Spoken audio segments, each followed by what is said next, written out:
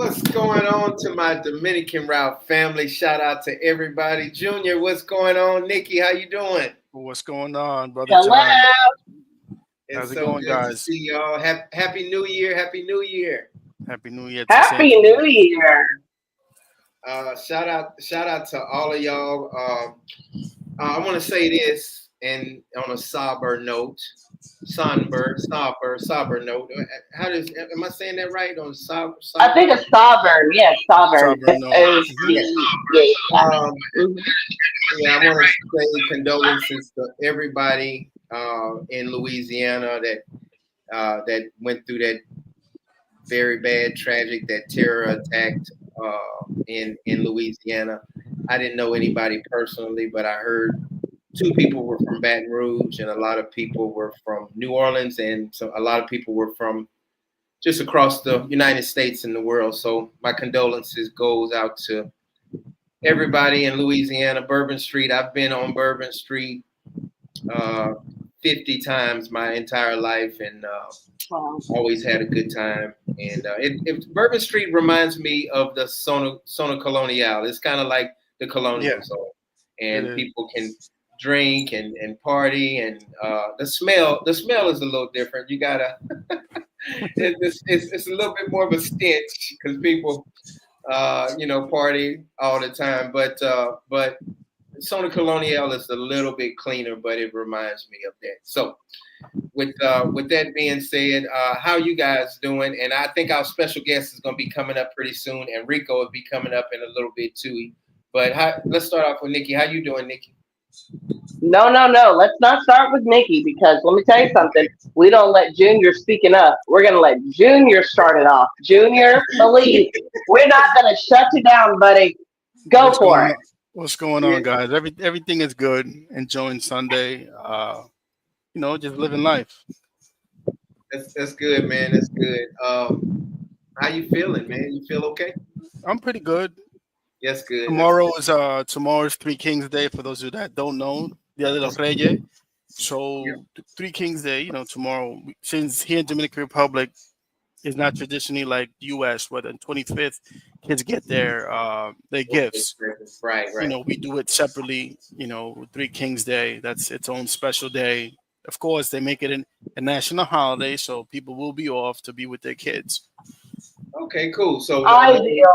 I didn't know that. I did not know that. So no school tomorrow. No. Like the banks won't be open. Exactly, it's a national holiday. Gotcha. Wow, that's cool. Hey, you learn something every day. And with that being said, let me bring in Nikki. Can I go ahead and bring in the guest? Oh yes, absolutely. All right. Hello, guys. How y'all doing? Hi. Hi, how How you are guys you guys? doing? Pretty Welcome to good. the Dominican Route Channel. Welcome, welcome, welcome. We are so happy to have you guys. Thanks for having us. Thanks for having us. Yes, yes, yes. So I'm gonna let you all. Well, this is Nikki and this is Junior, and of course I'm Coach John. Rico might be coming on a little later, and Manuel. But I want you all to introduce yourself, and then we'll go from there. Okay. You start. Okay. My name is Coleen. This is my husband, Rick. I am from Jamaica originally. Grew Jamaica. up in New York. I'm a registered nurse by profession. I'm an early retiree, semi. I've been in DR since 2018, on and off, but pretty much on. And we've been married now for 2 years.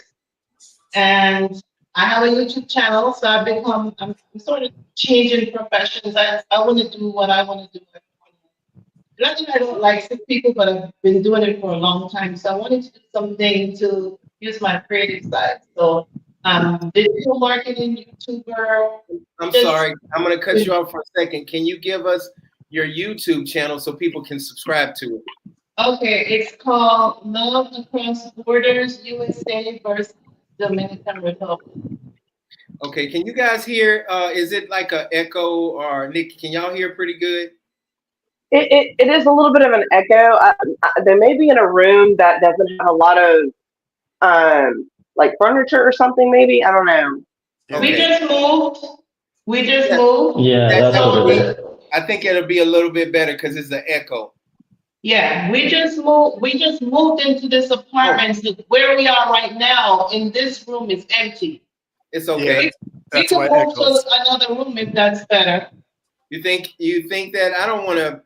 No, Like, it's okay. No, it's okay. We can pop back in right away. It's no Yeah, problem. you guys do that, and we'll talk about something until you guys come back up. So, because we got a lot of questions for you guys, I got my tablet with all the questions right here. By the way, I'm smiling. I'm smiling so much because I just moved as well, so I understand. Just to let you know, I was like, yep, I know all about that. All right then. So we'll be right back. So then I can introduce myself since my wife did part of it. Be right back. All right. Okay. Okay. Well, go ahead, Nikki. can we go back to how I'm doing? We never got to get to that. Yes. How are you doing? Yes. Thank you. So I am settling in, and it's been very interesting. Because where we are, there are, I think, 1, 2, 3, 4 buildings. So the first building, they have maybe like 2 or 3 apartments that have people living in them.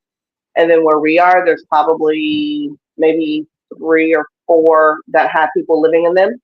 So, it gets a little tricky with that because that means they're still working on stuff. Not everything is not completely ready.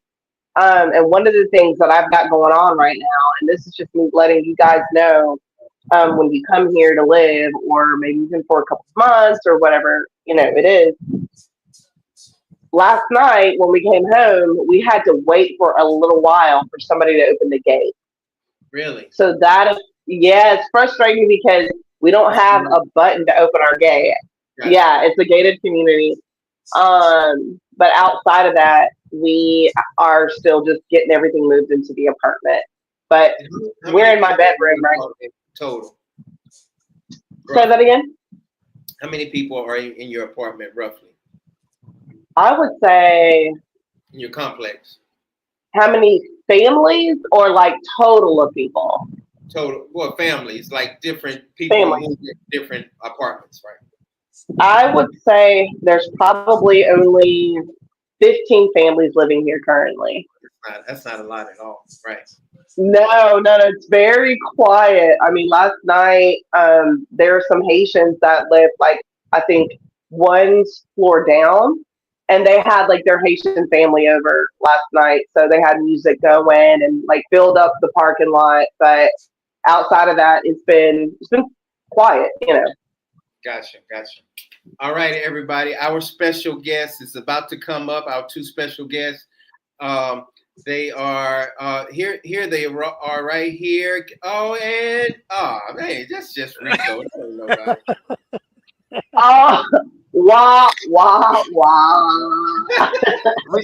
Rico, he trying to say you ain't special. He's special needs.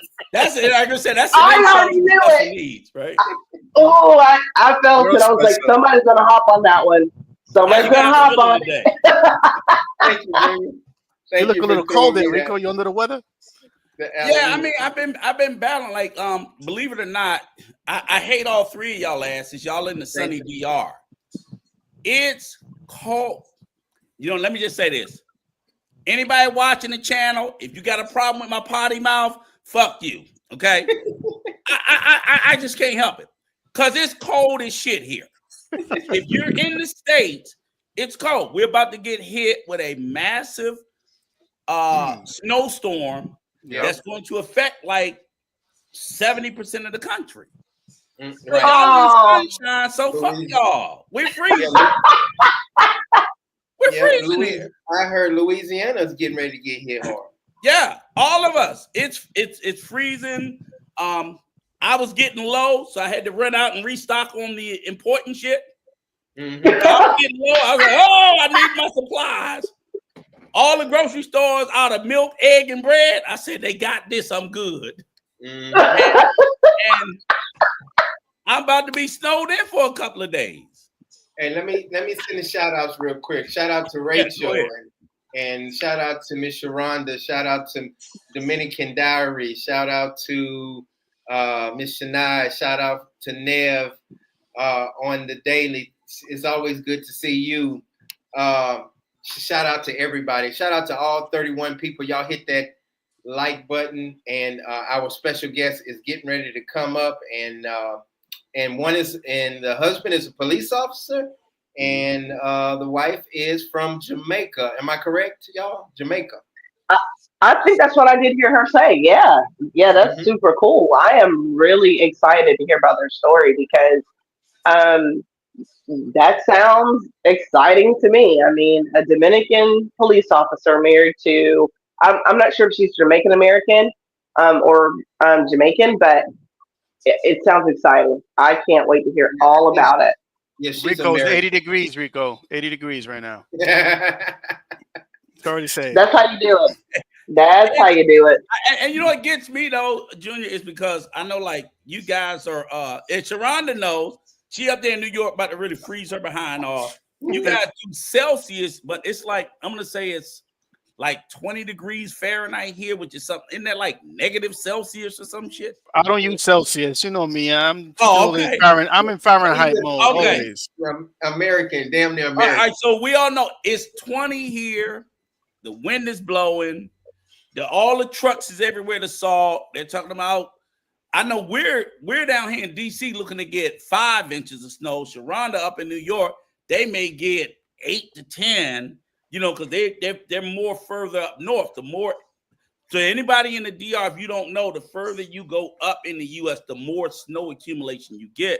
Yeah. And it's my daughter's up in Syracuse. Oh shit! She loves that. She loves that weather. Yeah, but it's hey brother Von. And shout out to brother Von Brian. It's always good to see you, brother. You know it is. You know that's my drink of choice, Tanqueray. Yeah.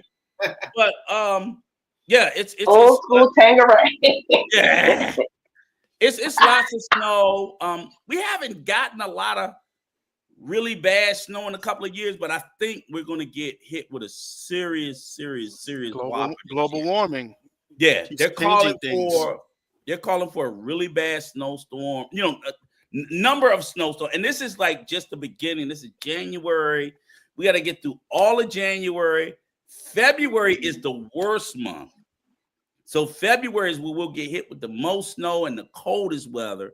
And then you still got March. So we're like 8 to 12 weeks of this to look forward to. So I had to dig out boots, gloves, coat, shovel, salt. My wife done left. My daughter's in El Salvador. My wife's in California. And my black ass is here freezing by myself.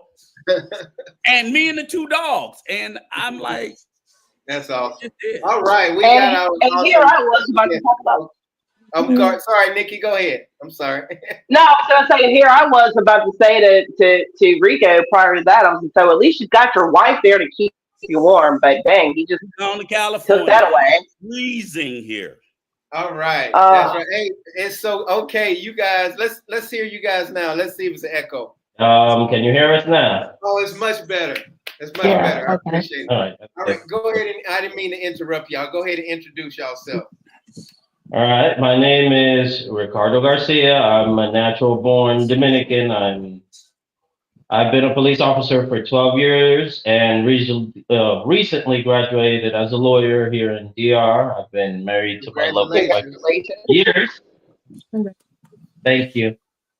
And well, that's me. I'm just a guy that likes regular things, I would have to say, and I'm very sociable. So if you guys have any questions, which you do, you can go ahead and fire away. I heard that Junior didn't. Rico always interrupts Junior, so we're gonna let Junior take the floor first. Right. You said your name was David, right? Ricardo. Sorry, what did I say, David? Ricardo. Man. You know that's the best name you ever heard in your life. Ricardo, right? Because it's mine too. No, that's actually my uncle's name, but they call him Ricky. That's my name. Hater. I'm gonna ask the question in Spanish, so some Spanish speak, that are here. Dale para allá, no hay problema. Yo soy dominicano también. Yo nací aquí y me crié en Estados Unidos. Ah, well. So how did you guys meet? Well. Oh boy. Well,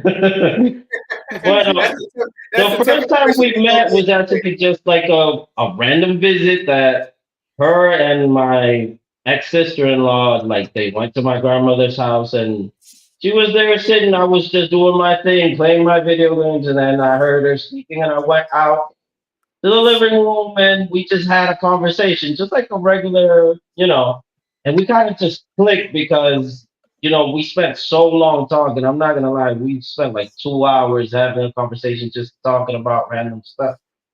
And, we thought nothing of it. It was just a meeting and a couple of days went by and it's like, oh, I still remember Coleen. I met her and we completely lost communication. Like, A year. like a year. Was this in the Dominican Republic or where? Where was this? In Cabarete, here in DR. So I'm gonna show you because it's a bit long, but when COVID hit, Coleen was sick and she had to move her stuff around, and my sister-in-law asked me for help. So I said, okay, let's do it. And I got to meet Coleen again when I helped her move all of her stuff to a new place. Like, oh, I hope you're doing well. And she felt really good about it. It's like, oh, this guy is like helping me with no interest or anything. And we lost communication again for like 3 months. I'll go a little deeper. Go deeper. Yeah, okay, yes. I want to hear that side. Okay, go ahead. What impressed me most about Ricardo is that I had a couple of businesses in Sosua. I had a smoothie shop on the beach, which I actually call Expat's Place. Don't know why. But anyway, I got sick. I got COVID. I ended up in the hospital for 2 weeks. And while I was there, the apartment that I was renting, the owner, and it's not anything on Russian people, but she was like, the owner is coming from Russia and he wants to stay in that apartment.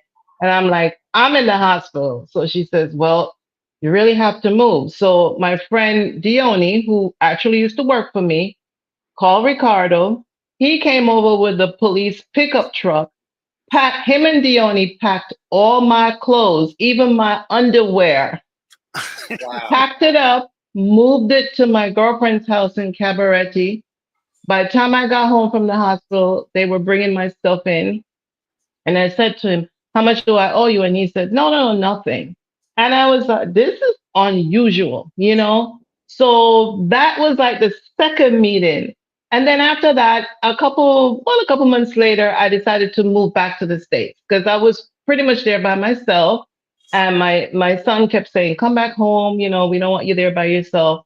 So I packed up, sold everything I owned, which was a lot of stuff because I had accumulated a lot of stuff, moved back to the States.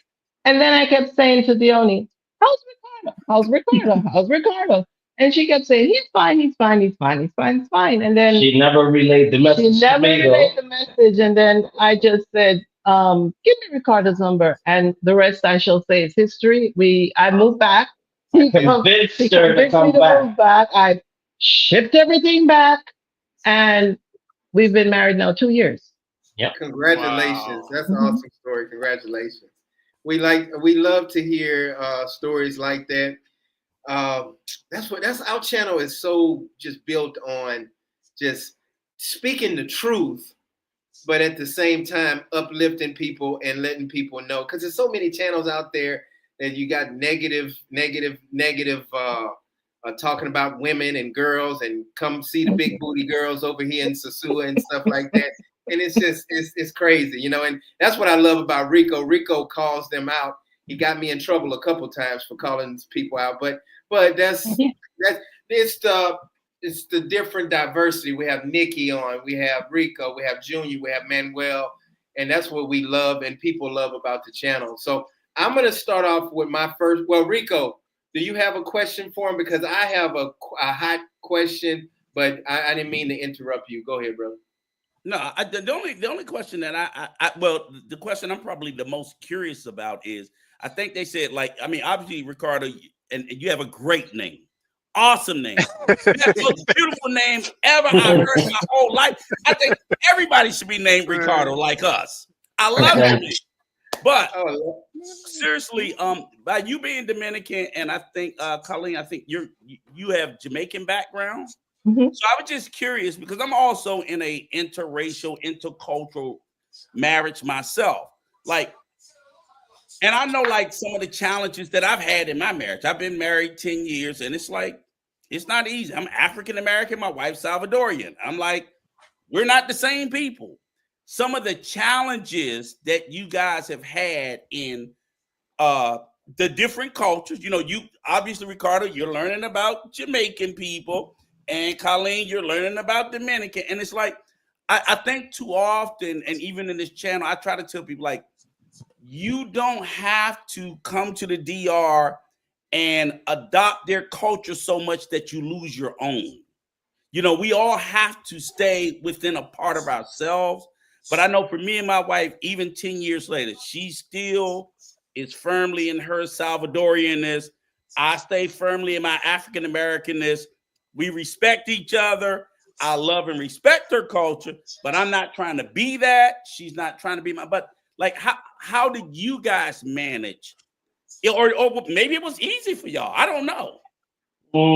Well, there were certain my wife even made a video about it, but the thing is that sometimes you just have to work through it, see how you adapt to it. Like even as something as simple as the time where you decide to eat, like let's say Dominicans, they arroz, habichuela y carne, desayuno, comida y cena. So it's breakfast, lunch, and dinner. And I'm coming from an American background, basically that they would only eat probably twice a day or whatever. That was the first thing that we had to work through. Like I'm a foodie, he's a foodie too, but that's the thing. I cook for my wife. I love making her food, what she likes to eat, and we both like pretty much the same thing. So in that sense, and I tell you, for your relationship, it's just a matter of having good communication with your significant other. Because when there's communication, there will be no head bumps. I know that.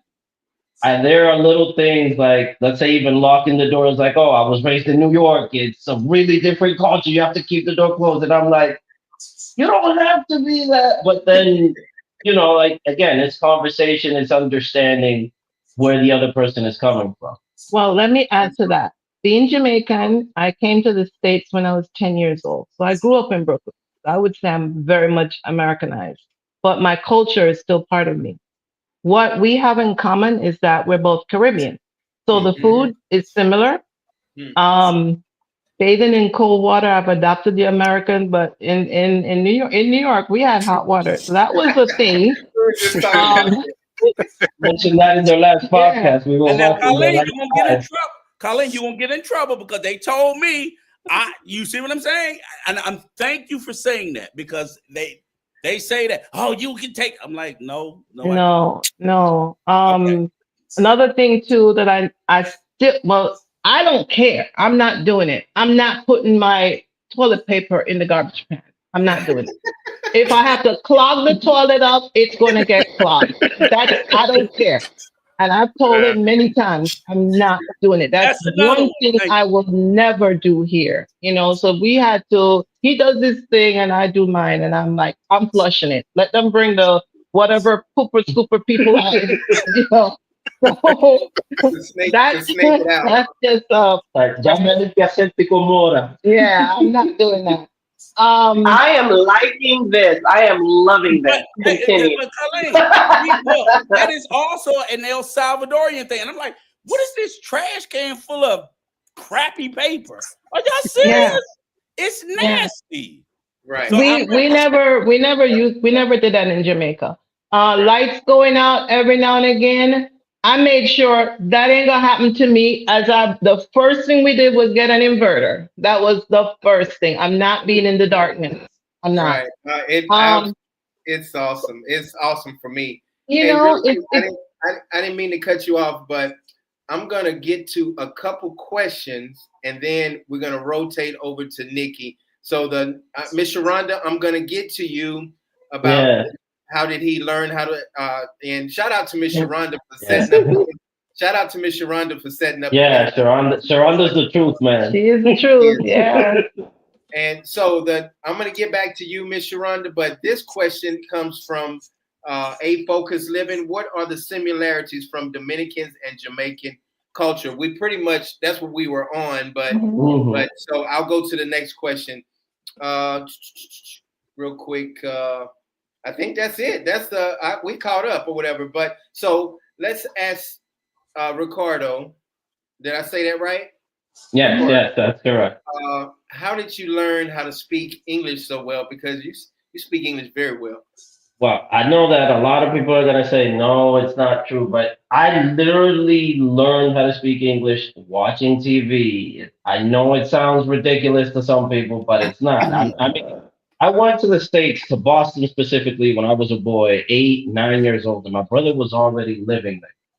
And when you don't know the language, it kind of gets frustrating because he would, as an older brother, he would tease me, he would talk in English and point at me and say some stuff and start laughing, and that got on my nerves. So I started watching TV. Dragon Ball Z, both here is a cult following, and over there, I was watching the same episodes, the same thing, till it just kind of clicked. And before I knew it, I was already understanding most of the words and speaking it. Now, in order to learn how to write, I did have to go to school, but speaking it, I can pretty much, if I hear a word properly pronounced once, I can pronounce it every single time. It's not bad. But that's pretty much it. It's watching TV and watching something you love, not watching something because I'm gonna watch this to learn. No. When you're passionate about what you're watching, like it's your favorite thing to watch, it just kind of clicks. It just Well, I'm gonna have to do that in Spanish. I'm gonna do that in Spanish. Thank you. Yeah, John, you should. And that's how Rico too. Rico too. Absolutely. That's right. Thank you. I'm sorry. Do what? I'm sorry. I'm sorry. It's Nikki's turn. It's Nikki's turn. It's Nikki's turn. No, I was supposed to do what? Thank you, sir. I'm sorry. Thank you. Thank you. Listening. They said you're supposed to watch TV in Spanish so you can learn the Spanish, sir. That's what he said. So anyhow, yeah. Okay.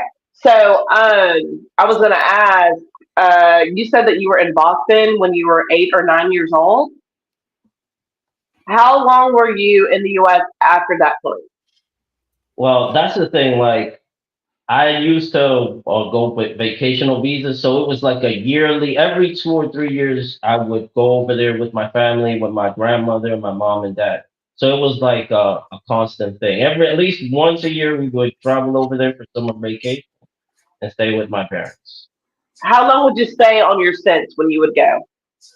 Well, I would have to say I spent like 3 years uninterrupted, like cumulatively, like if you put all the months together, like 7, 8, 9, like that.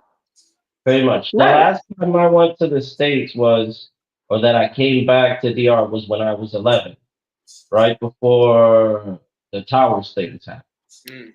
Gotcha. Ah, okay. 2002, they said my parents were saying, okay, we should come back, et cetera, et cetera. 2001, can't put the year exactly, but I know it was before the Towers because I remember we all got pulled out of school here in DR because that was the biggest thing that was happening. So I still remember that vivid. Oh my goodness. Yeah. Wow.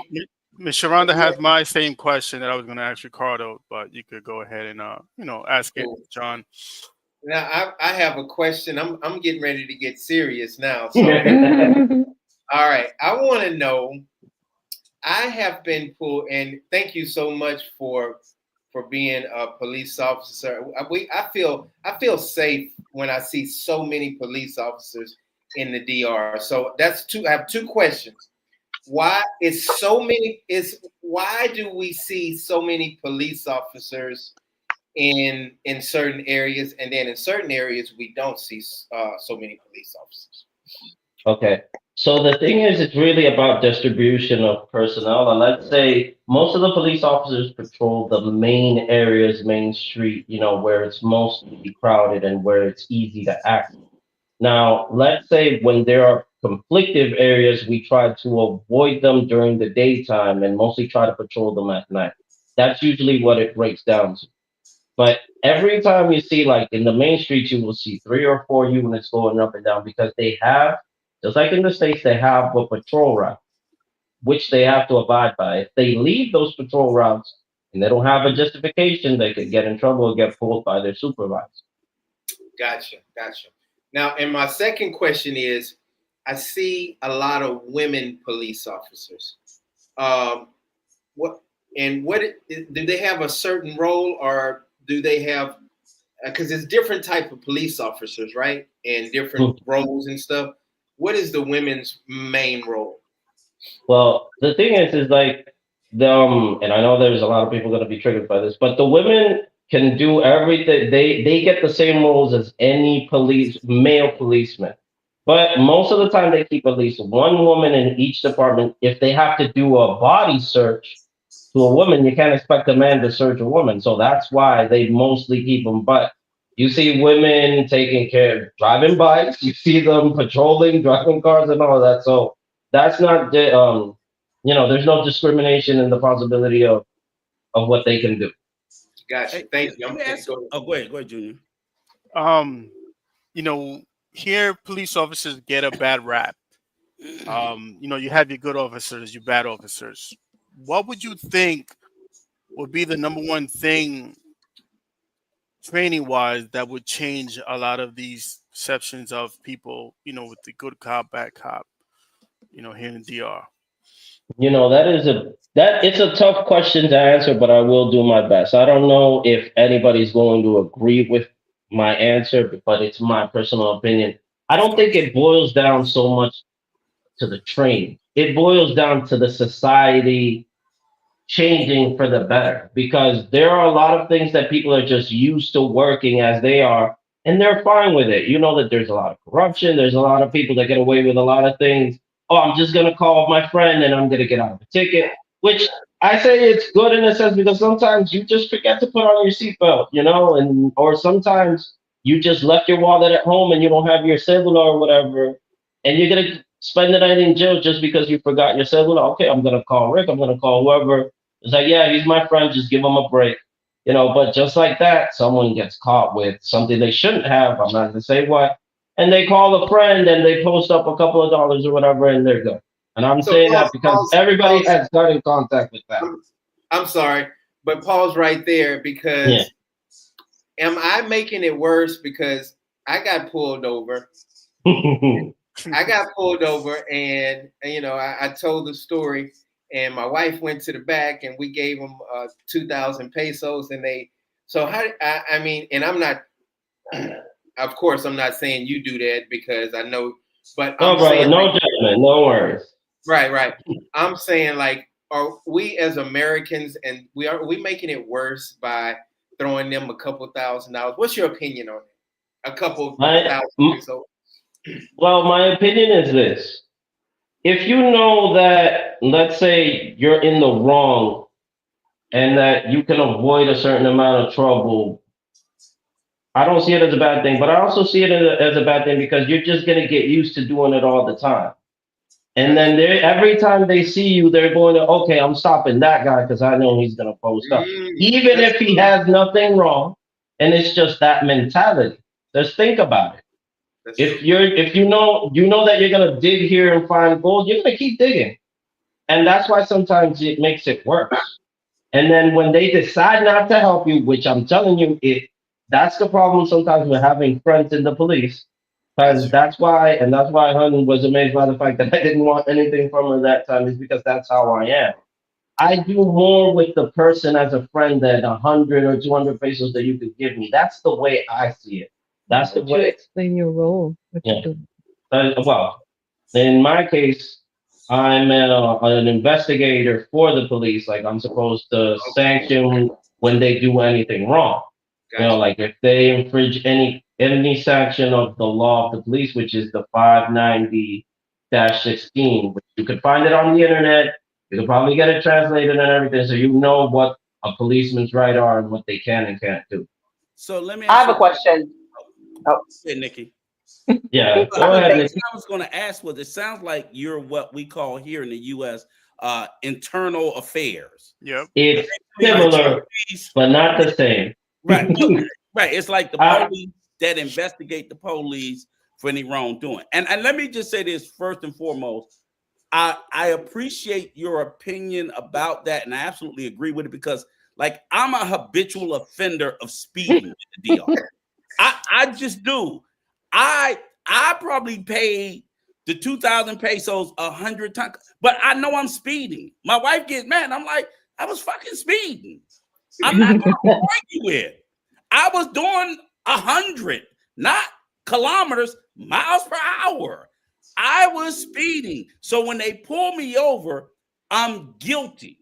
It is. I don't question my innocence. It's like, I was speeding again. So I'm glad that I can pay it on the side of the road and not have to deal with it. I appreciate that. But I'm gonna have to pay it if I fight it. They give me the ticket. So that really wasn't my question. But that's why I said, hearing you say that, people have always guilted me about paying it. I'm like, I'm going to have to pay it no matter what because I'm guilty.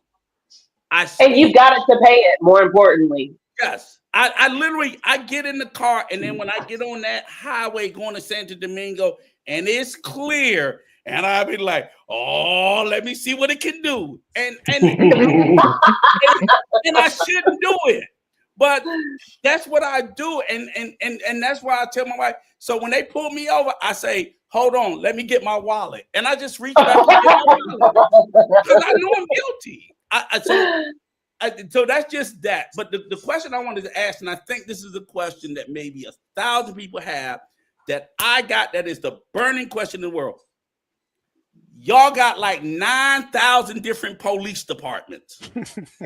So we're trying to figure out, the only one I really lean into is the Turistico police.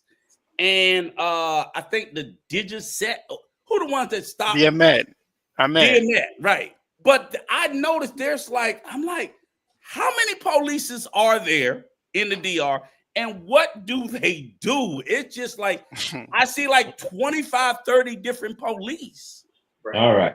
So I'm going to try to answer your question, making sure, because we have, there are more questions, but the different questions are, the different ones are these, at least the main ones. The preventive police, which is the ones that you see in gray. The green with the hoods, which are the DHS, which is transit police most of the time. What do they do? Each one, if you could tell me. Okay. I'm sorry. All right. Generally, I'm sorry. Yeah. Preventive police is the guys that you see patrolling. They're always, if you call them, if someone gets into an accident, they're one of the first ones. They're the first responders.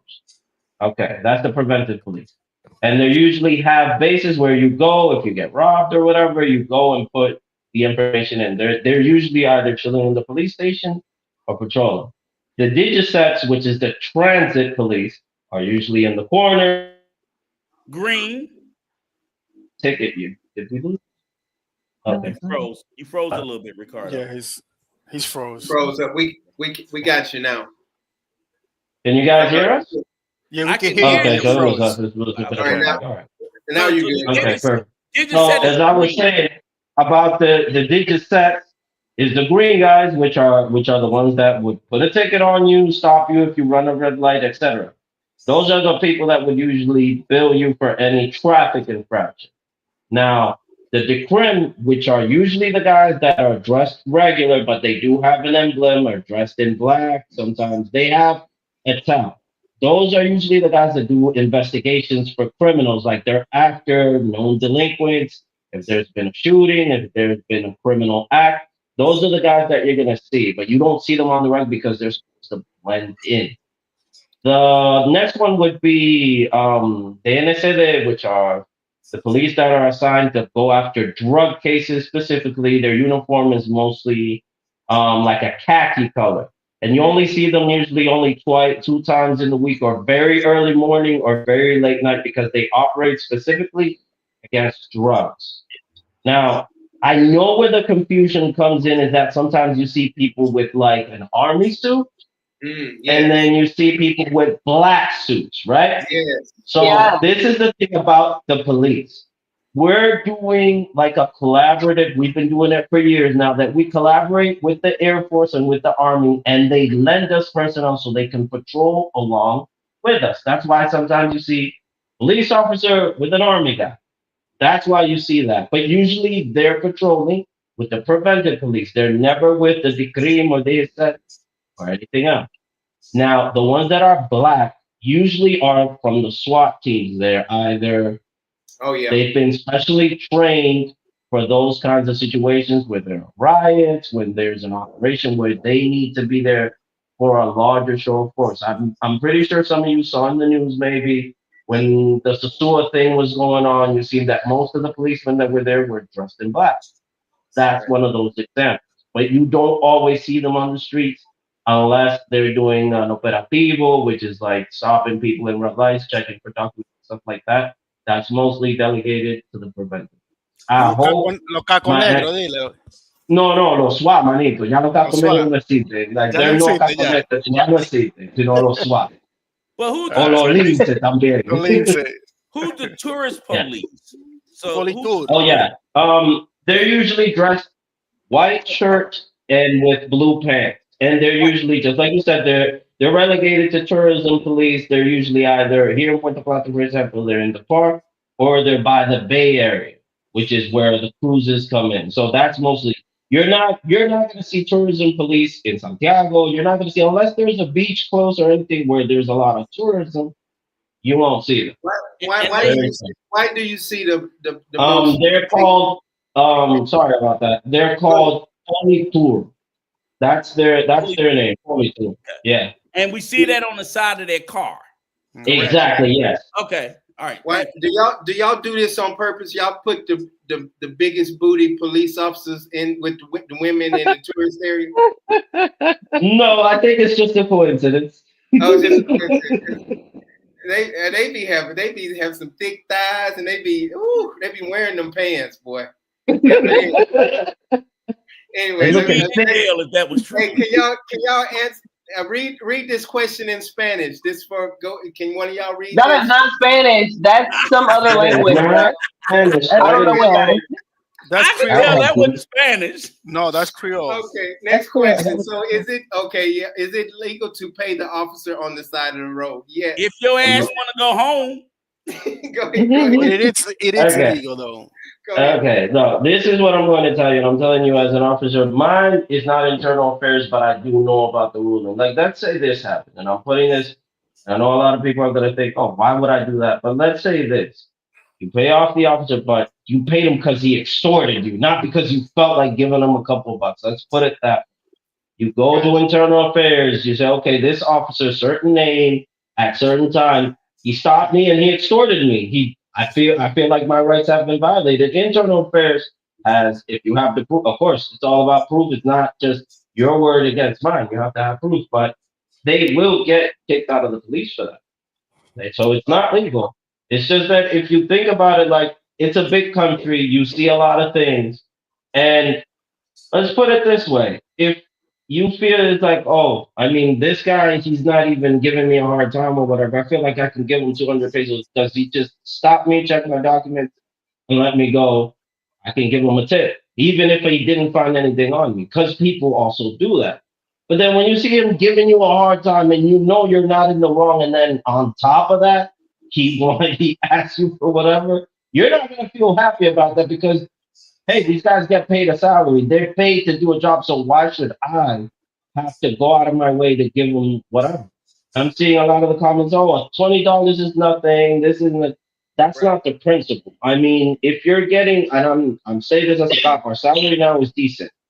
In years, it wasn't. I'm not gonna say paint you rainbows or whatever, but I think it's more about your morality, like what you're facing at that certain point.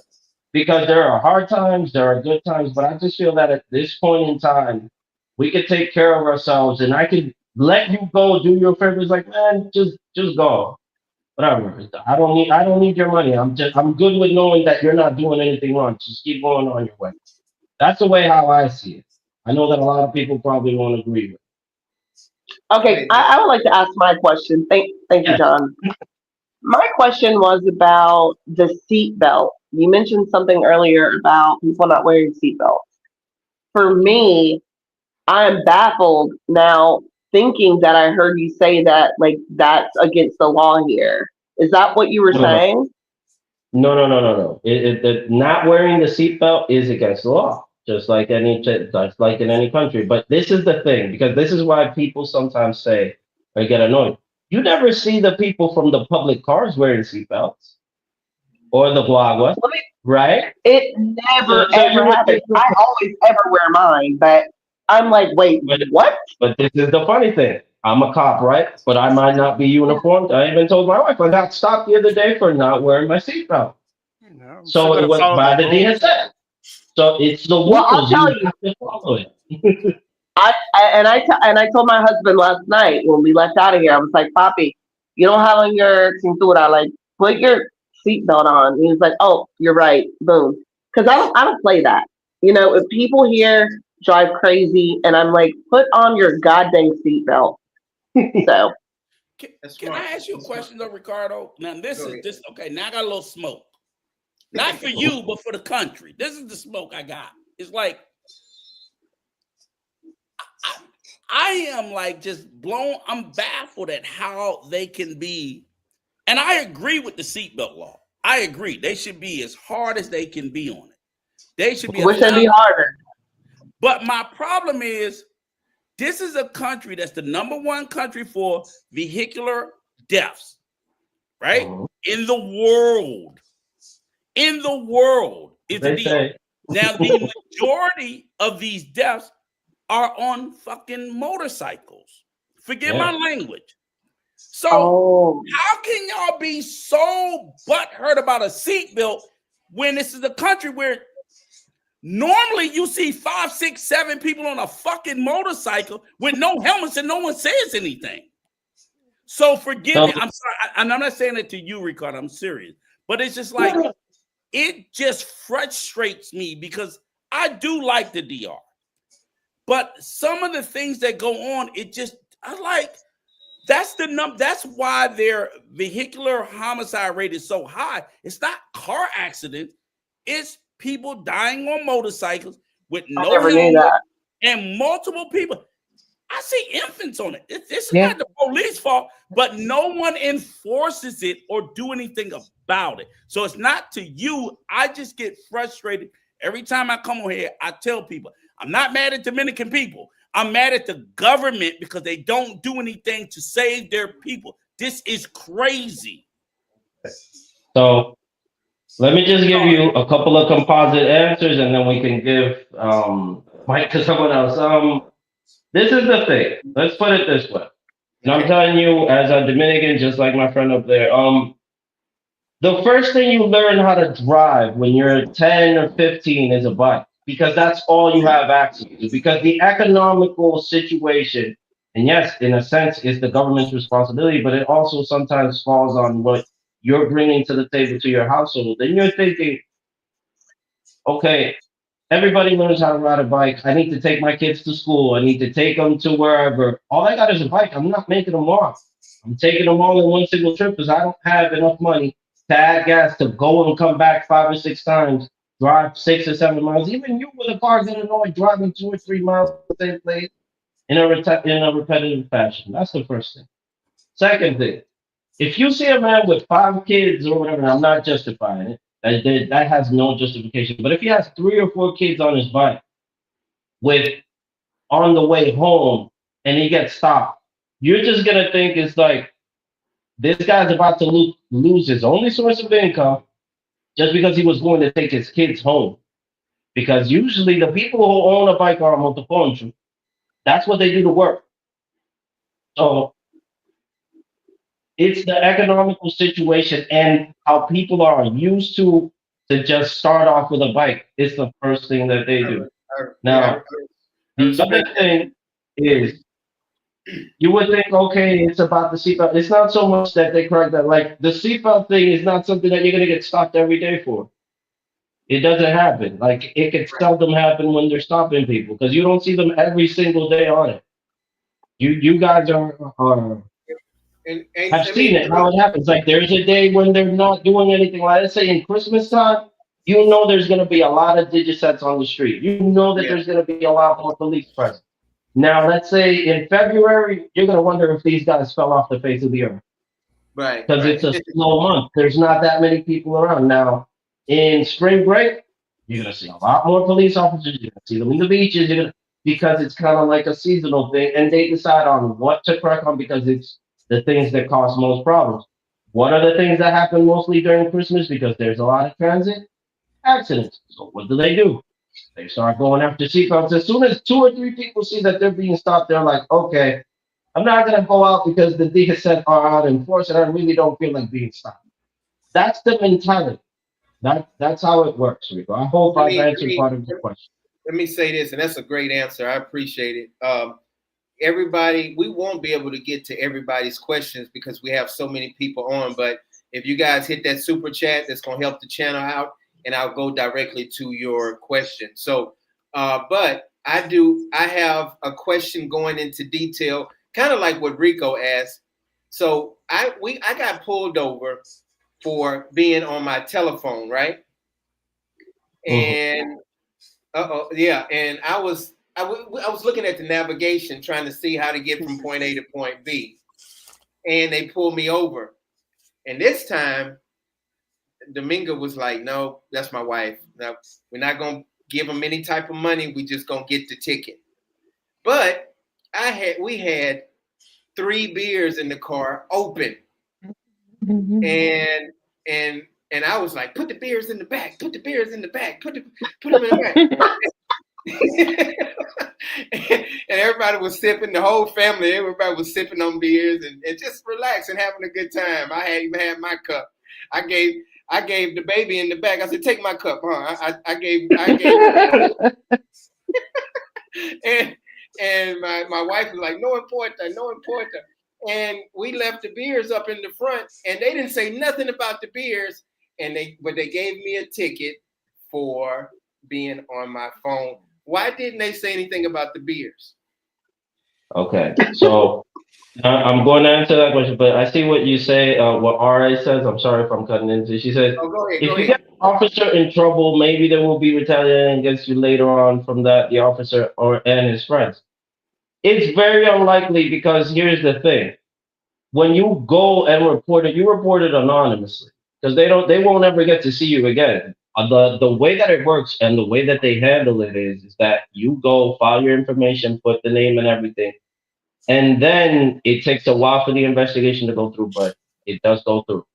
That's all you have to worry about. You just know that it's very unlikely for you to run into him again. And even if you run into him, he's probably going to be with a lower thing, and he's never going to know that it was you. That's one thing. Now, going back to the thing, like you're thinking, oh, the beers and all of that, it's like in DR, and this is something I even see from someone else's channel. You see people when you're buying it in the supermarket, when you're buying beers, you see them open it for you. And they know you're going into a car. So, but that's the thing. Everybody in this country loves beer. They love drinking, and they're going to drink it while they're in the car. So that's why you don't see people cracking down so much on that. Now, if they see that you're visibly inebriated, that you shouldn't be driving, then yeah, you really shouldn't. But you very rarely hear that there was a car crash because someone was drunk. Maybe speeding, but not like they were drunk or whatever. Nothing like that. It's usually a speeding thing. Very rarely it's alcohol involved because most people decide to stay in their homes and drink, or when they're coming out of a club or anything. Usually they either grab a motorcoach or have someone else, the designated driver, as they say. I'm not telling you it doesn't happen. I'm just telling you that it's not like the main thing that they focus on. So I'm not saying you should drink and drive. I'm just saying that, like, if you get stopped by the DHS, the last thing he's going to look at is the beers on the left side. He just knows you're having a good time. I got a question. Go ahead, Junior. This is for Coleen. What made you become a nurse? Oh boy. I worked on Wall Street. I worked on Wall Street for a long time, and I kind of got tired of it. And I knew this being a nurse was something that I thought of a long time before I actually came here. Because I've been a nurse now 29 years, right? So back in the day when I was changing careers, I wanted a career that I could be autonomous and that I could travel. And I did some research, and nursing came up. I was going to go to medical school, but it's kind of hard to go to medical school and in DR because it's a lot easier here. because I had two small kids. So at that point, I had to find something that I could do that wouldn't take me 8 years. So I did nursing because with the research, pays very well. There's so many different areas you can go into nursing. You can work per diem, so you can pretty much work as an independent contractor, which is what I do right now. And you can work anywhere. You can work overseas, you can do contracts. Um, Over my nursing career, I've worked in a lot of different areas. I've done a lot of travel nursing. Um, and it actually my research paid off because now that I'm here in DR, even though I took a very early retirement, I still go back because there's still such a nursing shortage, and I call my own shots. Like I work when I want to. I decide how much money I want to make.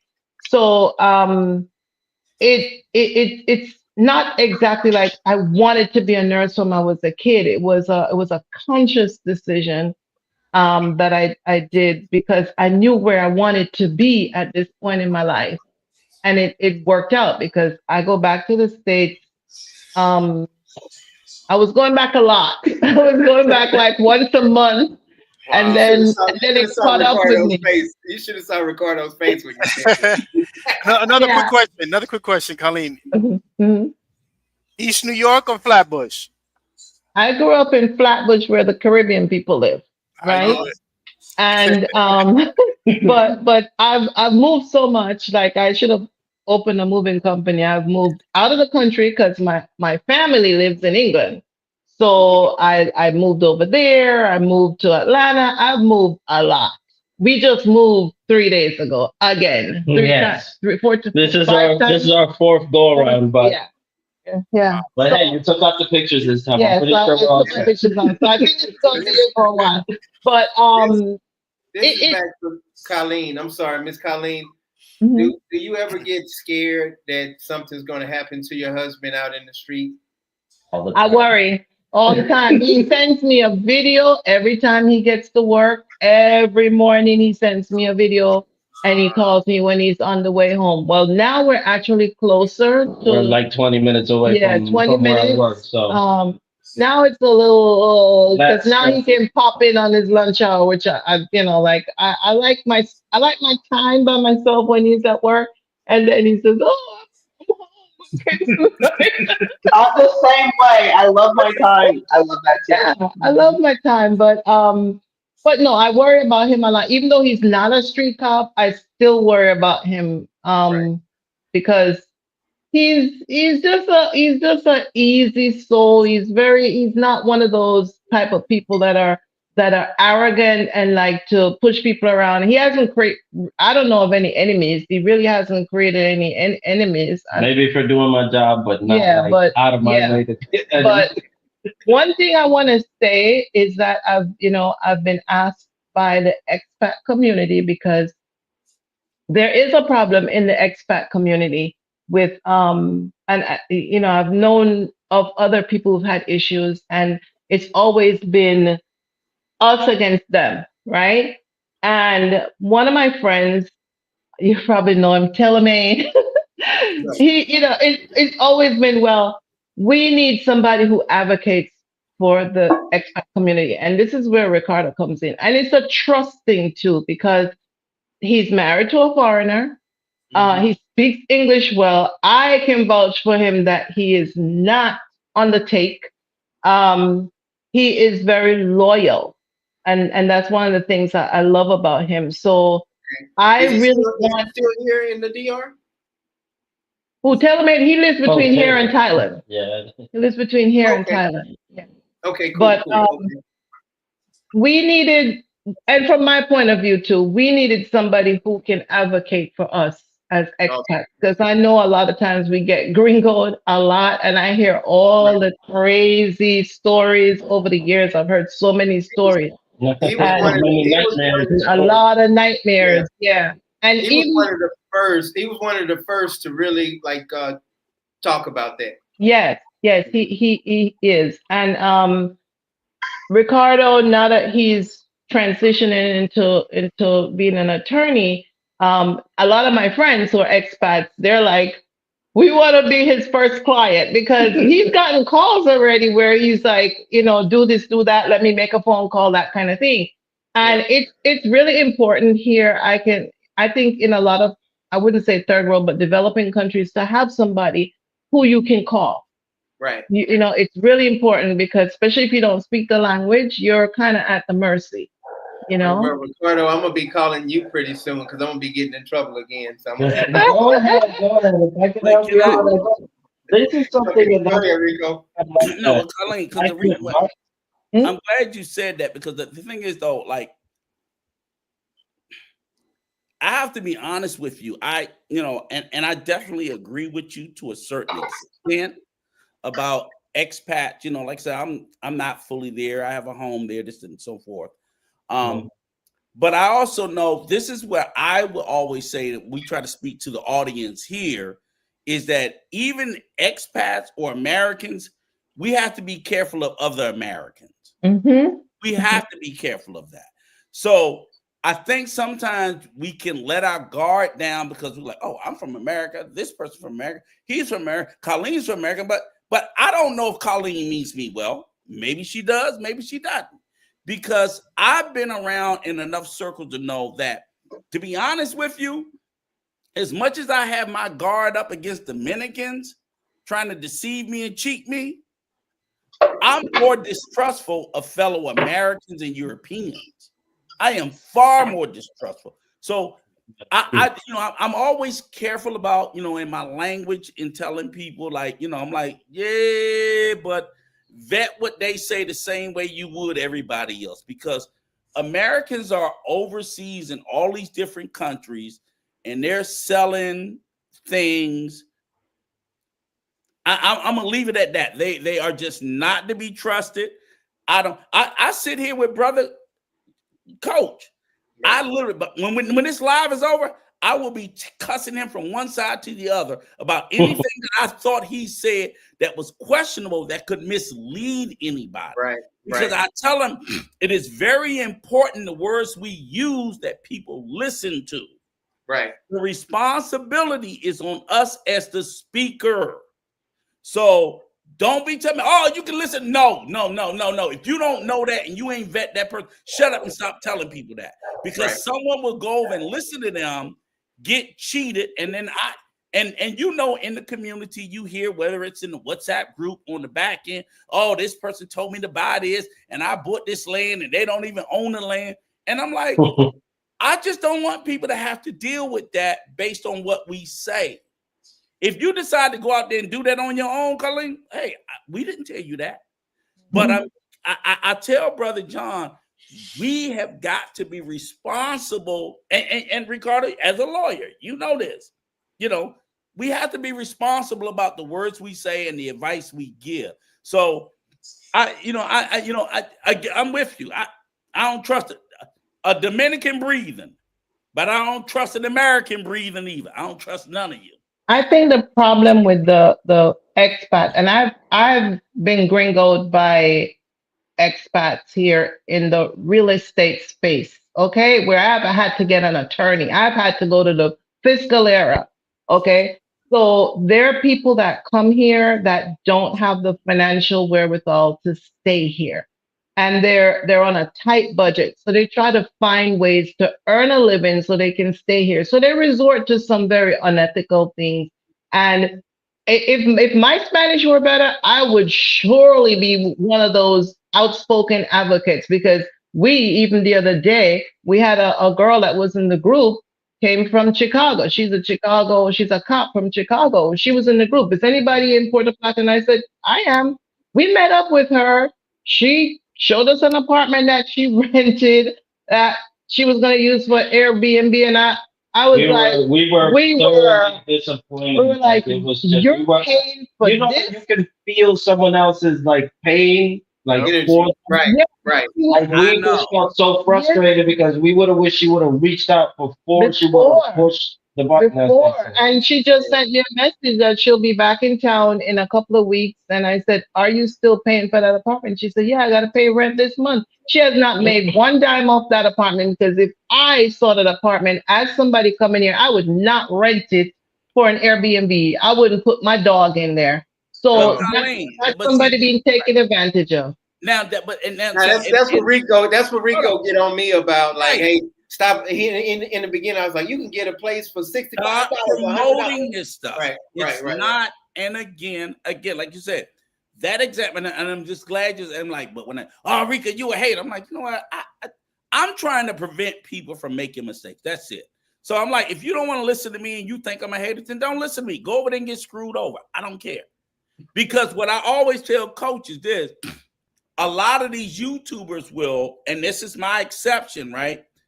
What did I tell? The one thing I told Coach, the first day he sit there and sell a consultation, I'm done with your ass. You will not sell consultation, because I really believe to my core that YouTubers are out here selling consulting, and they're not qualified to consult people. They're not qualified. They're giving out horrible advice and information. And I think it's unfair that they're taking money from young Black men, young Hispanic men that are asking questions. When I sit there and tell about, email me, I'll tell you for free. I'll talk all day for nothing. Right. But they won't talk to me. Let me say this. I do get. Let me say this real quick. Money that's going to lie to her. And I don't like that. And now I do this like yesterday. I talked to somebody for 45 minutes, and you know what? He cashed out me $40. I didn't ask him for it. Give me his $40 back. Give it back. Don't be a hater. You just give it back. See, that's what they do. You just a hater. Get that $40 back. He said, let me. It's your time. You know, in a sense, there are times when, let's say, I get called by a friend, by whatever, like. There was a certain situation with a family member in Christmas Eve and a foreigner, and they were getting a really hard time, so to speak. They wanted to get let out, and I told them, it's like, man, you guys were picked up at 4 a.m. because you were all drinking and you almost had a fight. So what did the police do? They brought them in. Oh, they're taking you to the Fiscalia because you have a headbang, and the police is not gonna be responsible for that. Oh, but I want to leave and I didn't do anything. It's like, they're doing their job or whatever. And I talked to the fiscal, and I'm like, so they just got picked up just cause. And they're like, yeah, so they can go. They're free to go. And he was like, oh my God, bro, thank you so much for helping me. Take this or whatever. And you're like, and I'm like, no, I don't want your money. I didn't do this for money. I did because you were with my family member. He's like, yeah, but it's your time. You know, and I didn't take it. I didn't want to take it or whatever. And then he gave it to my friend, and it's like, yo, he sent you this, and I told him I don't want it, but whatever, you keep it. But regardless, this is what I'm saying is, I'm not saying that nobody deserves it. I am not saying that consultation is not valuable. What I'm saying is, in the space, the majority of the people that are charging are not qualified to give the advice that they're giving, nor to be charging for it. So, like, I even question my advice. Because my advice that I think that I'm like, I'm a smart, knowledgeable man, and I think I have great advice. But what I will not do for it is I won't charge for it. But Rico, sorry to cut you off, Rico, but don't you think sometimes time is everything? I'm not saying time is money or whatever, but your time sometimes, especially if you got to travel somewhere, I agree. Meet someone, you know, I would be compensated for that time that I took to travel to go give you the information if it was a good information, you know. So it all depends on how, you know, you're seeing things. But I'm glad you said that, Junior. But again, what I'm sitting there saying is, we watch these YouTubers, Junior. We know 80% of them is full of shit. No, of course. You know, 80%, everyone does. No, be quiet, John. We know 80% of them. I'm like, you got to tell me how to go and buy a prostitute? Really? Why? Rico, I'm going to stop you right there. I'm just going to say, because I know you're saying about YouTubers, but this is the thing, and I'm saying it because it's the time where we live now, that we think that, oh, I'm going to go watch a tutorial on the internet, and I'm just going to go watch one, and that's going to be. The mistake is that just following one source and believing everything that that single source says.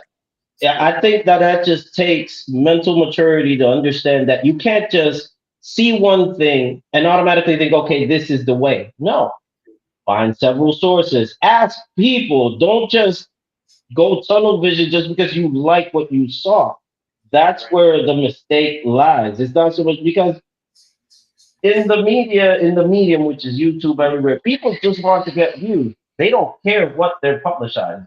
They just want to get views. They just want to gain financial wealth from it. Some of us, I'm saying because I've seen many of your lives, some of us consume information and then we question it and then we're like, okay, is he right? Is he wrong? And we search. Like there's a lot of things that my wife has told me is like, that's not right. I'm like, okay, it's not right, but I'm going to check. And sometimes we fact check. Oh, people, and I know there's a lot of people that are probably going to burn in the comments. There's a lot of things in general media that isn't right. They blow certain things up, But like Ricardo, what's happening with politics in America now. here's the A bill thing. that was going to be publicized, right? They were like, oh, they're going to be taking people's jobs, et cetera, et cetera. But then we were like, okay, we researched a little bit and we noticed they're blowing things out of proportion because 15% out of 100 is not a whole lot.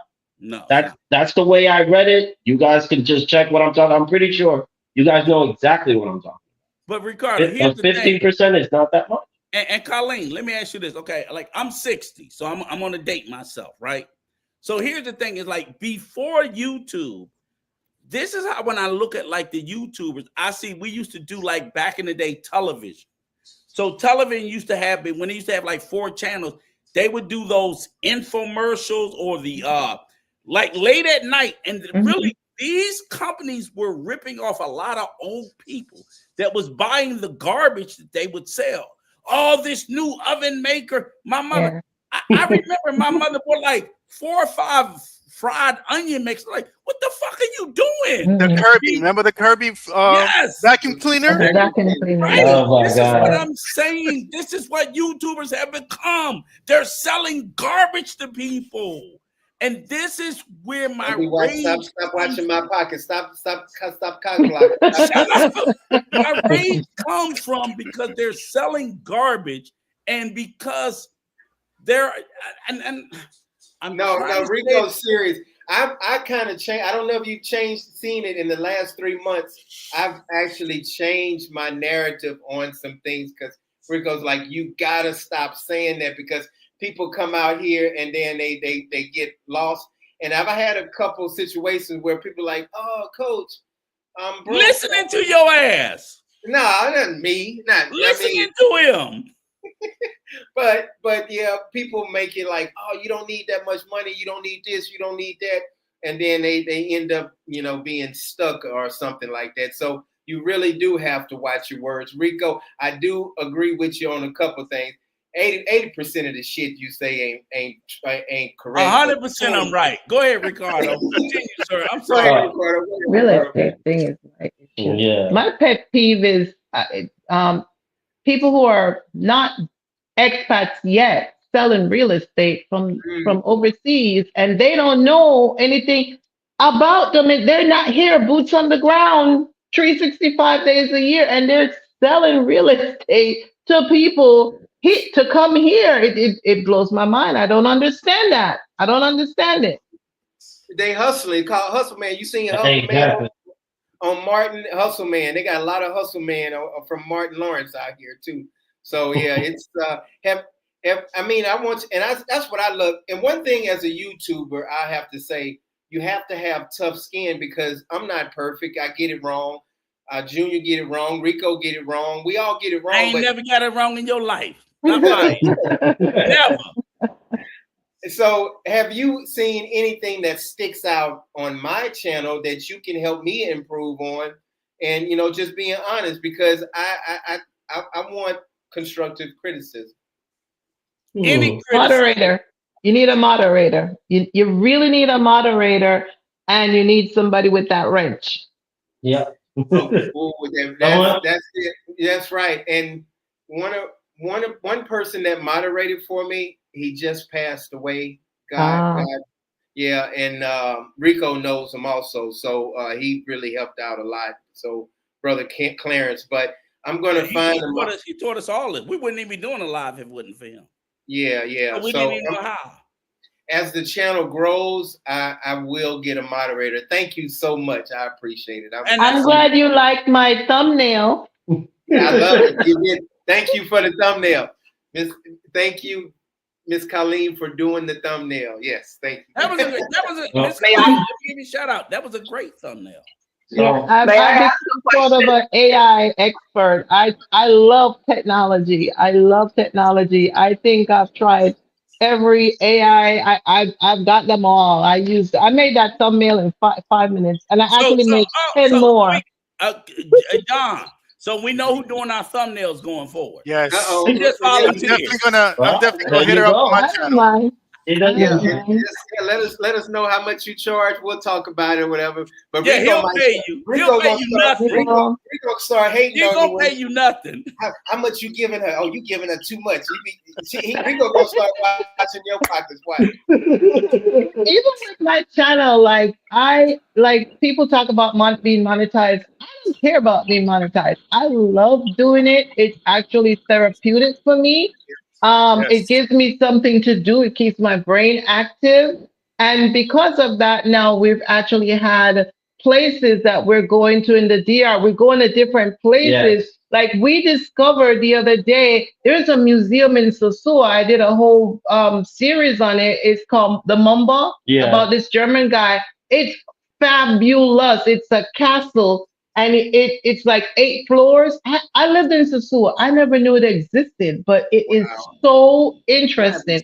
So we've been going to different places. Now we're supposed to go to that place. Santa Fe. Santa Fe. My son went there for New Year's Eve. He said he loved it. The other place that looks like Greece. Yeah, Grecia-landia. There's so many it's here in Puerto I passed that last weekend, and I wondered how it was. Did you guys like it? No, we're planning to go to Greece then. That's why. Did you go there? Did you go we were passing it. My husband and I, we had spent 2 nights in Puerto Plata. And so on our way back home, we passed it. And I asked him, I was like, Papi, do you know what this thing is? And he's like, yo no sé qué es esa vaina. And I was like, tampoco yo. So I looked it up and I'm like, yo, that looks crazy. Fire. Did you guys, have you guys entered or you guys haven't entered? We're gonna go. We're going to see if we do it. One place that you guys should check out is glamping. We did that for a honeymoon. Bubble glamping. We slept under the stars. It was beautiful. Yeah. You know, so I'll take my wife there. You will not. I need to leave. This is like camping outside, right? Yes. I know about glamping. I've glamped in like a $1 million RV, so I know all about glamping. Love it. Oh my God. Ay, Dios mío. I'm here crying. Sorry. Está bien. Es que es hora de la cena. But because for the channel, we're just gonna we're constantly researching, and we make we at least keep it moving at least once a month. And this is like an advice for people so you don't get bored. Try to plan always going somewhere at least once a month. Places that you've never been to. I mean, I'm Dominican and I'm discovering new places with my wife that I didn't even think were so fun. But that's the thing. We went to Punta Rusia. It's a bit of a drive, but it's like the best beach on this side. I'm trying to do a field trip because I've been there to Pedernales, and it's so beautiful. I don't know if you guys ever been there, but Pedernales is so beautiful. So let me ask you a question. We've never been there. What do you guys live in? Puerto Plata. Okay. All right. Okay. Awesome. I love. And Jarabacoa for the anniversary. Like I'm, Coach. I think you should go there. Like just go yourself. Even if you have to drive there, go. I think you will enjoy it. I just think that you will. Jarabacoa, or if you want to do it because that's another thing. And it's funny. We also do like those little bus rides.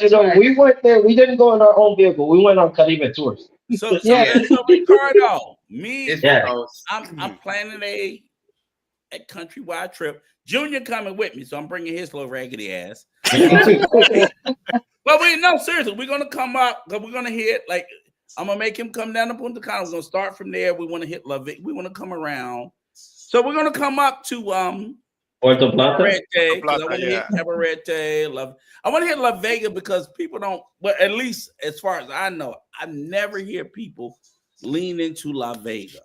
And then La Vega has a lot of spots at. And La Vega has a lot of cathedral, a nice cathedral that I've actually seen. I was watching a video on earlier today. And the part that got me about La Vega was like what from my study, like people always like, y'all tripping. I'm like, but y'all get mad, but I study the DR. I'm like, this is my second home. So I'm studying, I'm reading up on that, read up on the history. So like when it comes to Carnival, when they do the big carnival every February, La Vega is the shit. It's not it's not Santo Domingo, it's not Santiago. Fuck all that. Everybody goes to La Vega. La Vega is where Carnival for the Dominican Republic is. It's like that's their that's their thing. Trust me, that's their thing. I've been there. I had to work over there, but I always told my wife, I'm like, no, we gotta go La Vega in February. February 27th is Dominican Independence Day. I want to be in La Vega. Right.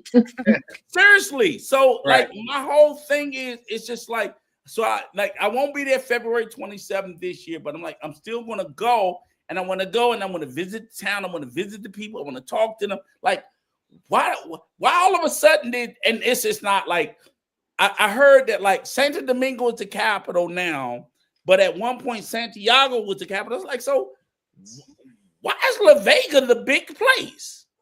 I want to know why.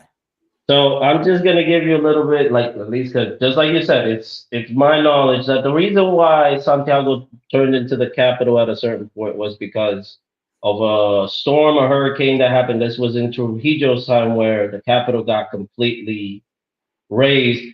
So Santiago was the next best thing, and that's where they set up home base for the president and everything till they could rebuild. That's why they say that Santiago is the second capital of DR. Now, when it comes to La Vega, Jarabacoa is a section of La Vega because La Vega has a lot of different religiously significant spots. There are beautiful sites. Like I'm telling you, you can even go to TripAdvisor and put in Jarabacoa and you will not be disappointed with the pictures. We also have some pictures we have to put up. But I'm telling you, you won't be disappointed. I didn't Coach, I know you have a lot of questions, so I want you to shoot them too because I don't want, I don't want your questions to not be answered.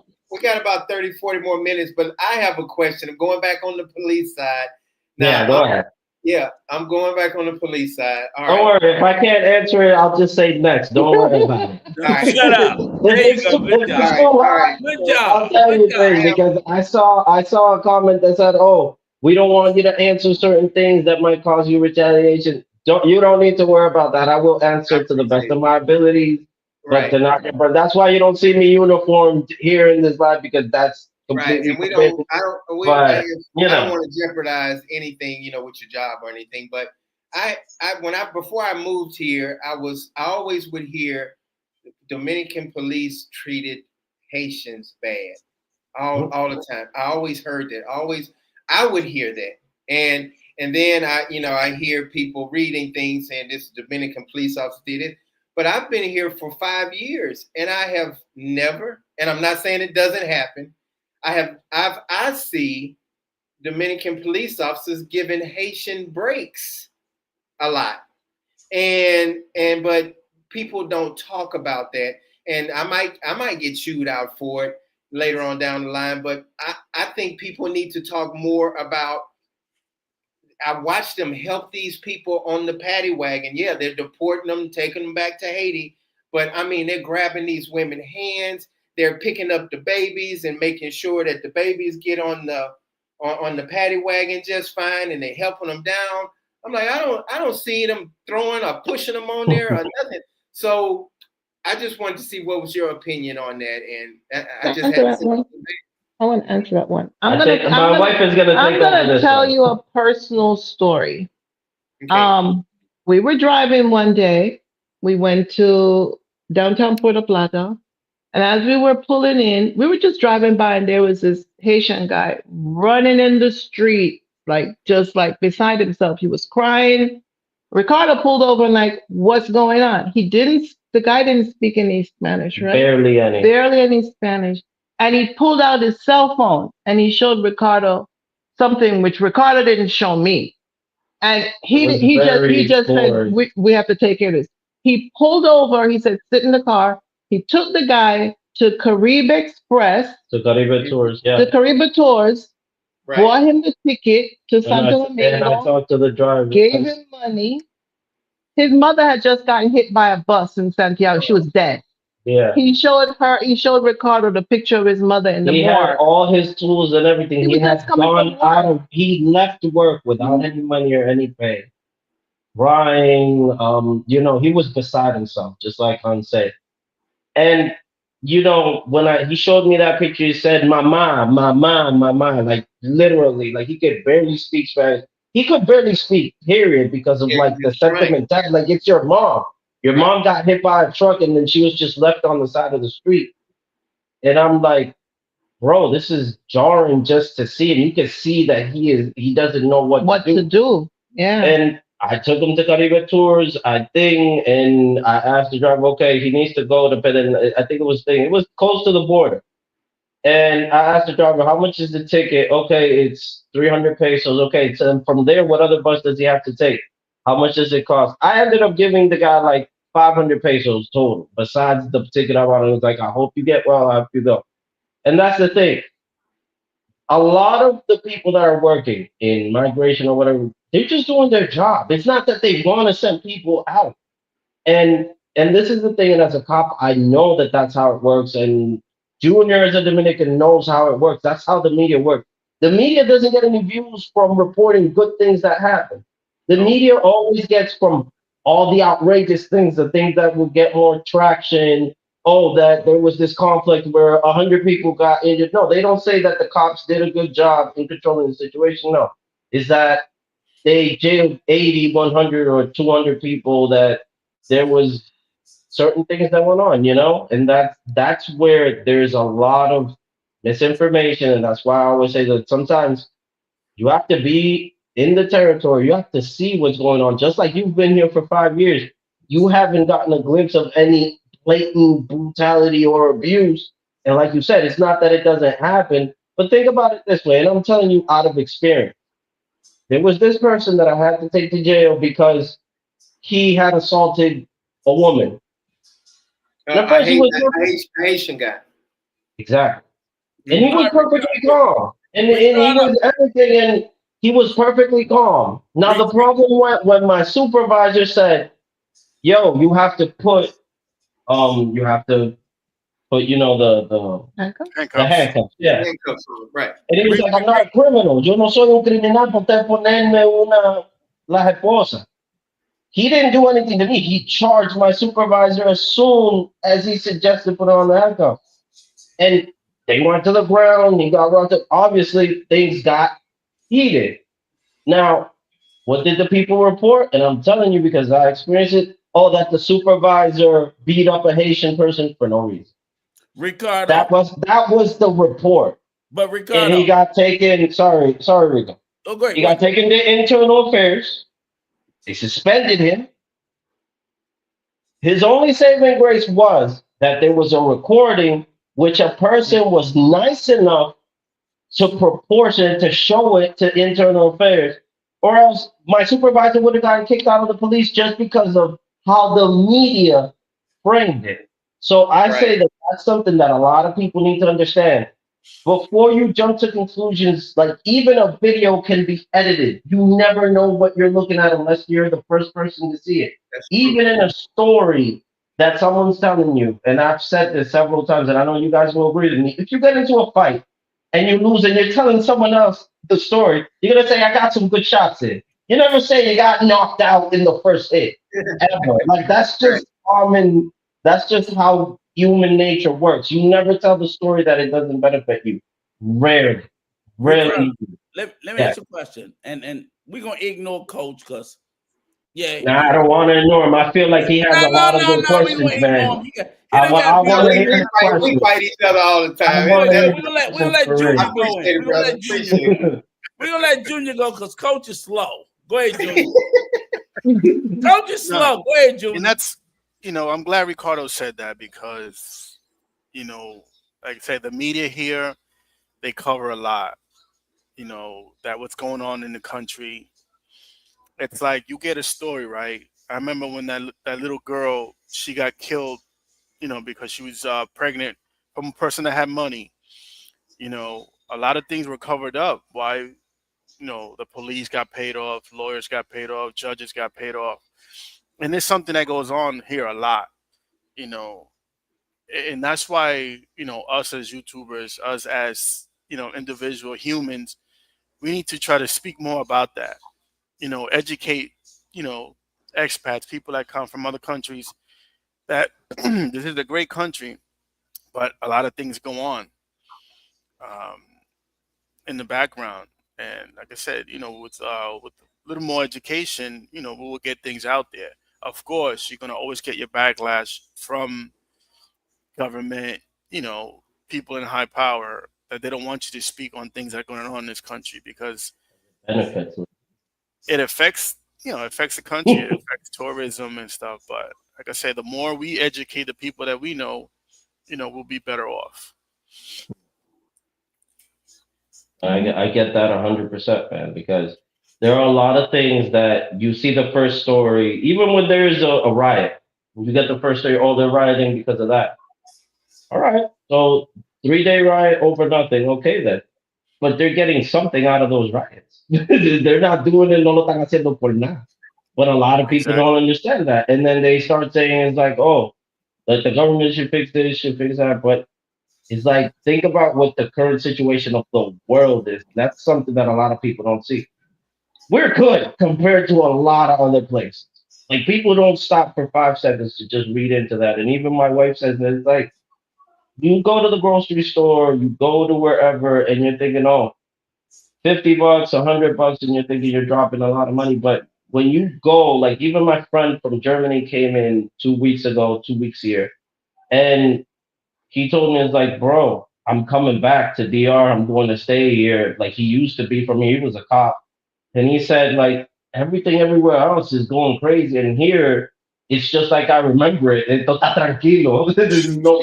There's no problem here. Like, compared to how everywhere else is going, how America's going, how England is going. He's from Germany, a lot of people complain. It's like, oh, there's a lot of things that could be better. Of course, I recognize that. But they could be worse. Okay. There are places that have no services, nothing. Thank you so much for telling Rico that. I know you was talking directly to Rico because Rico always talking shit about the DR. You know, like the DR, get the hell out, man. Get out. I'm glad you said that because I got smoke for you now, Ricardo. All right, now name the name. I got smoke for you because here's the thing. This is the question, right? Because listening to you talking to Junior, it made me think about something, right? And I was like, oh, wow. So we know how the world is. The world is, and this is what I tell everybody, the world is global. It's interconnected.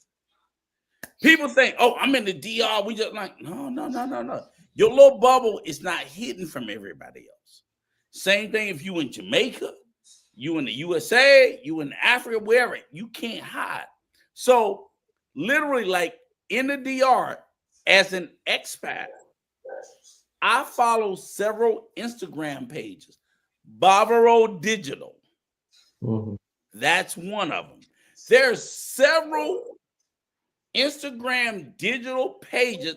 And Coach, you follow them too. Assalto RD.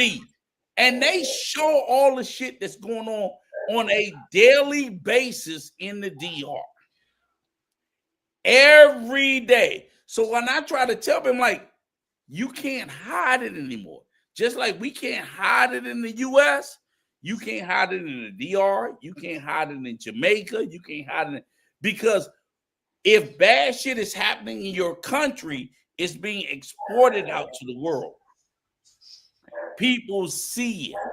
So when I watch, like, even like, again, this is not about you, but these are places you would never, you would catch anybody I would meet caught dead in the DR in Capatillo. Ain't about Capatillo, like you'll never see my black ass there. But see, that's not right, Rico. Because no people. Well, let me say this. You will never catch my black ass there. You too uppity and sedity. And that's why I have nothing against the people there. You need to really check out the. Listen, Ricardo. I think me and Junior are gonna go to the same answer that I'm gonna give you right now. Right. Let me just finish real quick, and I'll be done. Yeah, go ahead. But what I'm saying is that all I'm saying is people outside. Because see, Cole trying to make it about me. I'm like, I'm not making it about me. I'm saying I am. People outside can look in different countries and look in different areas and see and feel a certain kind of way. And by the same token, it's not just the Dominican Republic. This is Jamaica. This is Trinidad. And it's not even the Caribbean. This is El Salvador. I can do that in El Salvador where my wife's from. I can do that in Honduras. I can do this in Guatemala. I can do that. Me and my wife get ready to go to a resort that's going to cost me $1,000 a night in fucking Panama. And they killing people over there. But the reality is, I know I can look there and I can see that they're killing people over there. Right. And all I'm saying, when you talk about Chicago, the first thing they say when you talk about America, what they say? Chicago. That's the same fucking places there. When y'all talk about Chicago, when y'all talk about LA, when y'all talk about Compton, New Orleans. Those are the same places. Right. So the reality is that all I'm saying is I'm not saying that none of that's not true. I'm just saying it's like when I talk about people out the DR, they're like, oh, they're like, look, and I tell people like, look, the DR is a beautiful, gorgeous country, and I love it. Don't try to clean it up now. I ain't cleaning up shit. I'm sorry. You're right. I used the wrong word, love, because here's the thing, Ricardo. I always tell everybody, I don't love any country. Using love is like being happy. Don't forget. Yes, and I say poor people are never happy nowhere. Okay, let the two Dominican guys comment on what you just said. I'm still waiting for the question. Oddly enough, that's right. I'm still waiting. It's been leading up for at least 2 or 3 minutes, but I'm waiting for the question. All right. I'll button it up. The question is why, in particular, to let this waterhead ass fucking expat tell you? 'Cause I can't stand that. And a non-Jamaican,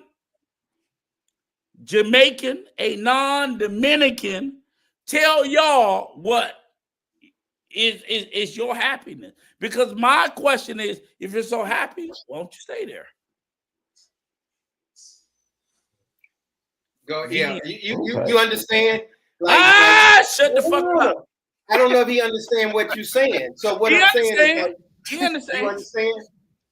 Okay. So I'm guessing because it's like a composite 3-minute question, but I think there's only 2 short answers for this. And I'm going to keep that short. Apologies. Now, the first thing is, because you mentioned Capotillo, there's bad places where you don't want to go in every single place around the world. Hay San Cipuede en Moca, para Santiago está Cienfuegos, Agua Negra here in Puerto Plata. All right.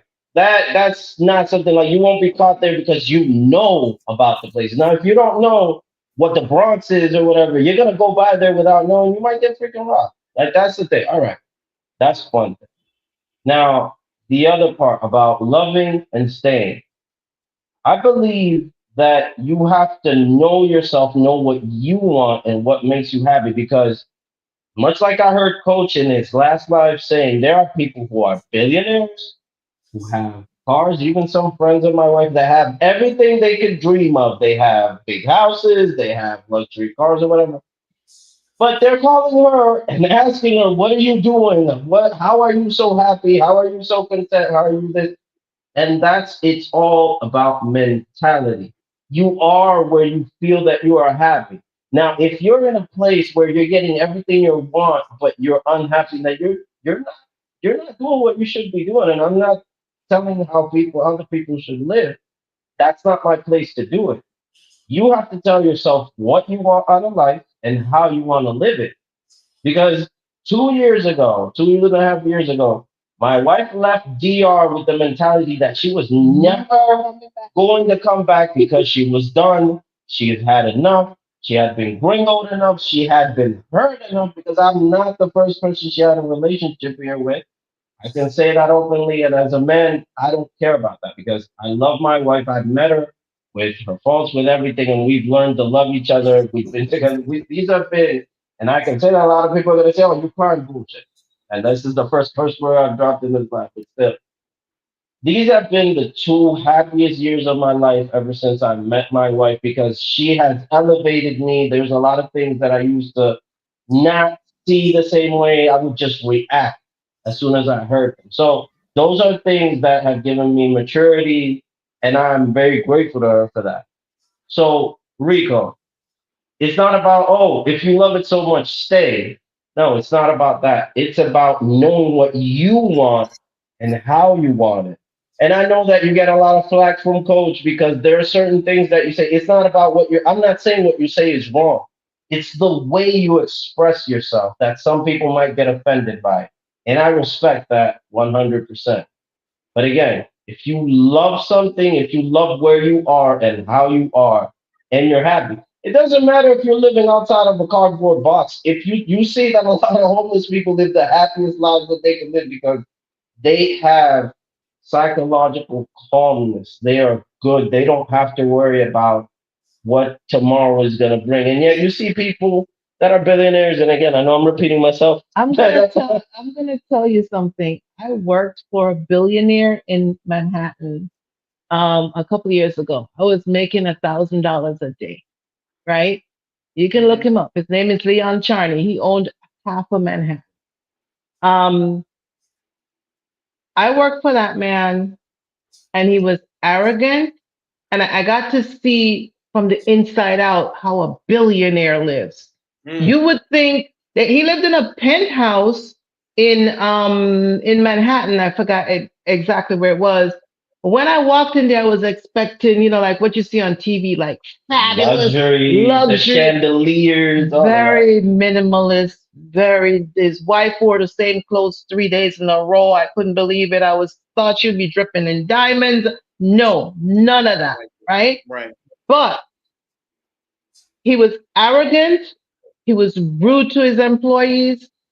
And one day I just said, I'm out. I don't give a damn how much money you pay me. I don't want to work for you. I don't like you. Do you know that man looked me up 3 years later? I got a call from his wife. I was shocked. They were coming to their apartment in Boca Raton. Mr. Charney wants you to come back and work for him. I said, yeah, but I cussed him out and I quit. And she says, no. He said, you're the only one that stood up to him. Wow. And I went back and worked for him until he died. Okay? So it's just the moral of the story is that it's not about materialism. I have become very minimalistic because I'm a hospice nurse. I've been working for hospice for 20 something years. I see people at their at their end point. I hold their hand and tell them to cross over, step into the light. Okay? Wow. I do that every day. So my take on life now is not about money and things and how many things you can have. Right? I have friends right now that have beautiful homes. They have the best of everything. The white picket One of fence my American friends dream. called me just last week. She didn't even have my phone number because I had cut ties with her. She's in Atlanta, lives in a 5-bedroom house all by herself. She has everything falling. She called me on Messenger because she didn't have my number. I need to get out of here. I'm dying slowly. Are you in DR? Yes. Can I come? I'm going to sell my house. I need to get the hell out of America. And I hear this all the time, right? So when I say I have my YouTube channel, not because I'm looking for monetization or whatever, Right. I just want to help people. And if money comes with it, hey, I'm not going to turn it down.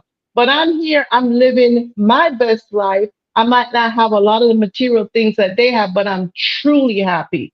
Truly, truly happy But for the first time in my life. Really. And I'm gonna let Rico say Uh-uh. something. I want to thank y'all too for cussing Rico out for me. Thank you so much. let me say no, Jim, let me say this. Like, here's the problem is I don't disagree with anything you said. I actually 100,000% universally agree with what you said. The problem is you think you're arguing against me, you're arguing for me.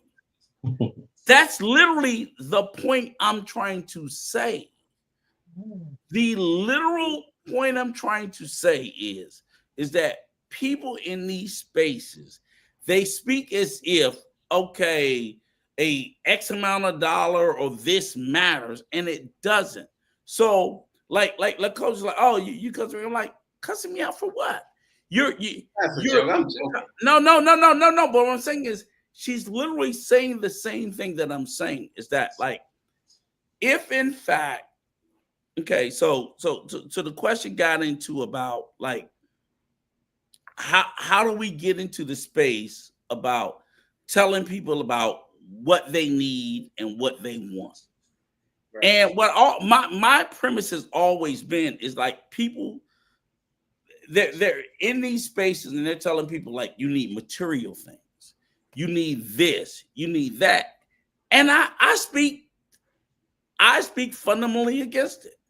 I'm like, even when guys like literally 1,000%, and I'm not gonna say nobody names, so I'll say in the area where you live up there in Cabarete, and I'm not gonna talk about your friend. He promoted people coming out there and young men coming out there living their lives very recklessly, carefree, very recklessly sexually. I spoke against it. I'm like, look, why are you telling young men to come over there to shun like Coleen? You was in you were from Jamaica living in New York. Telling young men, fuck women like you in Jamaica and New York, come over to DR and get a better one. And I'm like, no, they're not better over there. That was my issue. My issue was the message that was being sent was wrong. And it's nothing against Dominican women. It was the fact that you were pitting women from one place against the other. That was wrong. Yeah. I will never accept that shit. I agree. I will never accept it. So what I'm saying is, in these spaces, we get older men, especially men of my age. I'm 60. That nigga 2 years older than me. He has a responsibility to teach and fucking counsel an elder better. Right. It was reckless and irresponsible. I'm gonna touch on what that.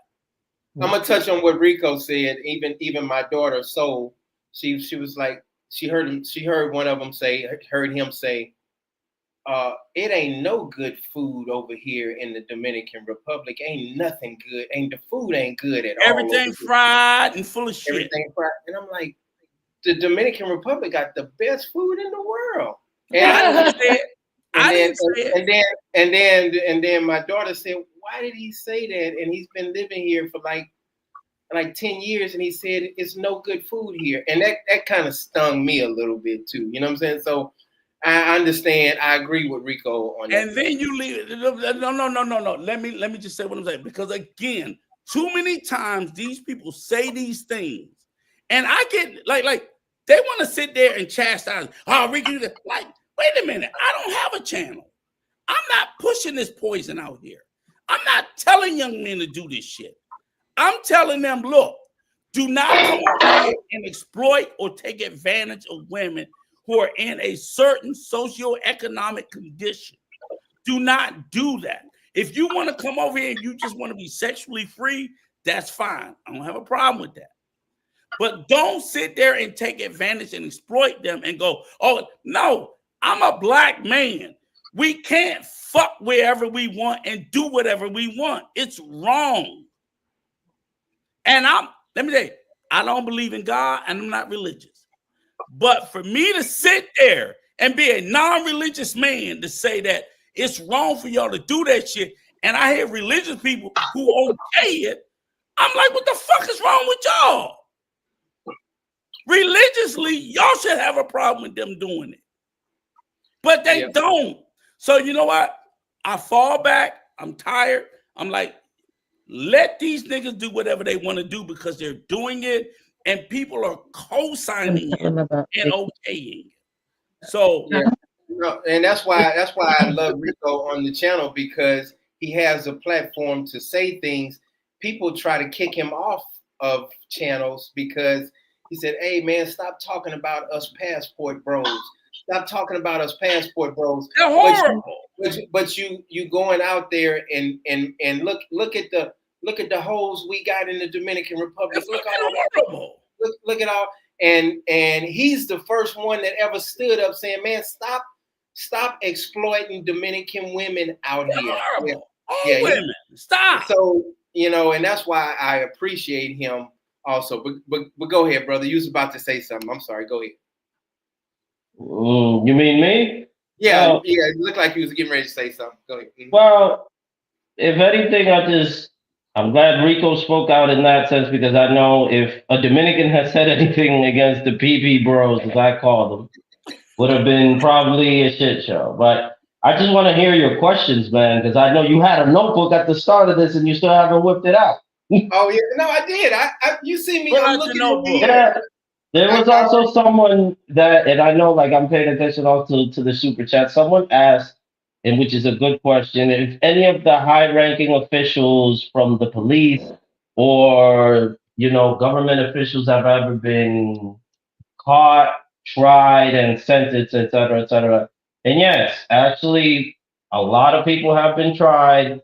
Some of them have been sentenced. And a lot of them have gotten away with certain things because the case have been weak, et cetera, et cetera. It happens everywhere. It's just if the case is strong, they get sentenced and they get sentenced good. And then there's times where the case is weak, they don't have enough evidence, and they get off, or they get off with a minimal sentence. So it happens. It does happen. It does happen. I appreciate it. And we can get to some of the questions. We got about 15, 16 more minutes. But and I deal with back pain and back spasms, so I can't really sit up too long. So yeah. You feel me, sister. You feel me. So my question was, if, let's just say, hypothetically, let's say I get caught with an illegal gun in the back of my pocket. Mm-hmm. And I got an illegal gun, and somebody said, look, that dog don't Rico's trying to win us over with the dog. You were saying, if the hypothetical illegal gun possession charge, you mean? Yeah, and I'm American. Yeah. What happens if I got an illegal gun in my pocket? And Nikki, tell your husband I said hello. Hay que decirle, sí, porque piensa que, no, pues yo soy americano, a mí me van a... Pero espérate, déjame ponerlo en normal, en cosas, para que... Yeah, but go ahead and answer the question. So, according to the law, if you get stopped with an illegal gun possession charge, it's a mandatory 2 to 3 years, right? But remember, you're American, right? Mm-hmm. And this is something that a lot of people don't know. Whatever situation you may be here in DR, you have the right to call the embassy, and they are obligated. You can research it if you want. You can, if you guys have to call me out if I'm wrong. All right, I'm wrong. But as far as I know, you can reach out to the embassy and tell them, I have a situation. I need assistance. I am an American citizen, and I have rights, and I have the right to be assisted by the American embassy. I've seen it happen. They have sent lawyers, they have sent translators, but that's the thing. If they don't know what's going on with you, there's not.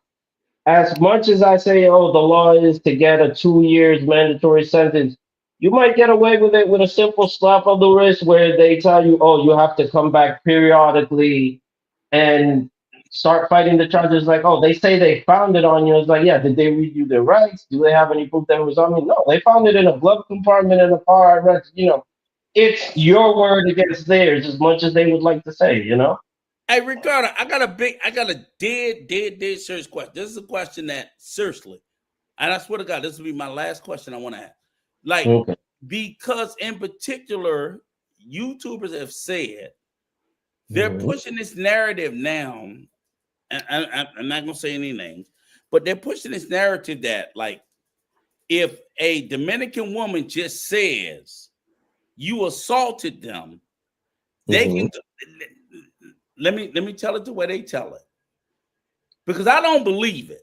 I don't believe it. But we know what you're talking about. We know exactly where you're. That just because they went to the fiscalía and say you beat them up and or you yelled at them, and they take you to jail. Now, yes, and you gotta pay. Wait a minute. And you gotta pay 10, because this is what they're pushing out. This is why I'm asking.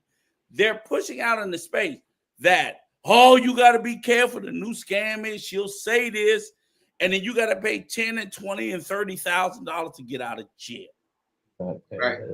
So as a police officer and a lawyer, let him help answer me with this shit. Go ahead. all right. So this is the first thing I'm going to tell you, like, to fix up that narrative for you. The first thing, $30,000 or $40,000, that's just crazy. That's the first thing I'm going to debunk. $40,000 para que te suelten porque la mujer no. That's the first thing. Now, the second thing I'm going to tell you, it doesn't just happen to expats, it happens to Dominicans and I'm telling you, in the situation that I want to leave my wife and she doesn't want me to leave her, and she'll go to the fiscalía and go say that just let me finish, and say that I beat her up. Look, that I beat her up, and in the fiscalía, they're going to come and get me to find out if that's the truth or not. That's the first thing. Now, the third thing is this, and I'm telling you because I've seen it, haven't experienced it, but I'm sure Junior knows what I'm talking about.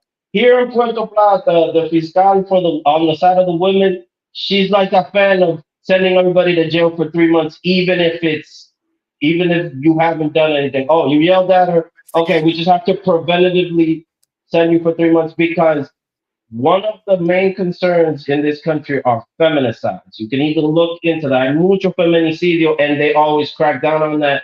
And feminicides always start with a yell, with an exchange of words or something. And the guy, most of the time, is always losing out, because even if it's a yell, it's a woman, she's weaker, she came with a medical certificate that she got beat up 5 months ago. They don't care about that. She'd already been beat up. You get 3 months. All right. I'm telling you that it's not limited only to expat. It's not a scam thing to a certain degree. I'm just letting you know that. Now, the second thing is that, if, like I just told you about the embassy thing, is about knowing what your rights are and how to defend yourself. Because when you go to a fiscalía where you don't even speak, you don't have any way to defend yourself, and the woman is going hysterical, and all they don't want is this to get out in the media, they're going to react. They're going to send you to jail because it's the easiest thing to do. So that's the answer to that. Now, it's not only happening to expats. That's one thing that I want you to make it clear. It happened to me as a Dominican. Like, if, God forbid, I say something wrong to her and she runs down to the fiscalía and says, oh, he threatened me with his gun as a cop and he said he was going to kill me. You know what they're going to do with me? And I'm telling you because I've seen it happen.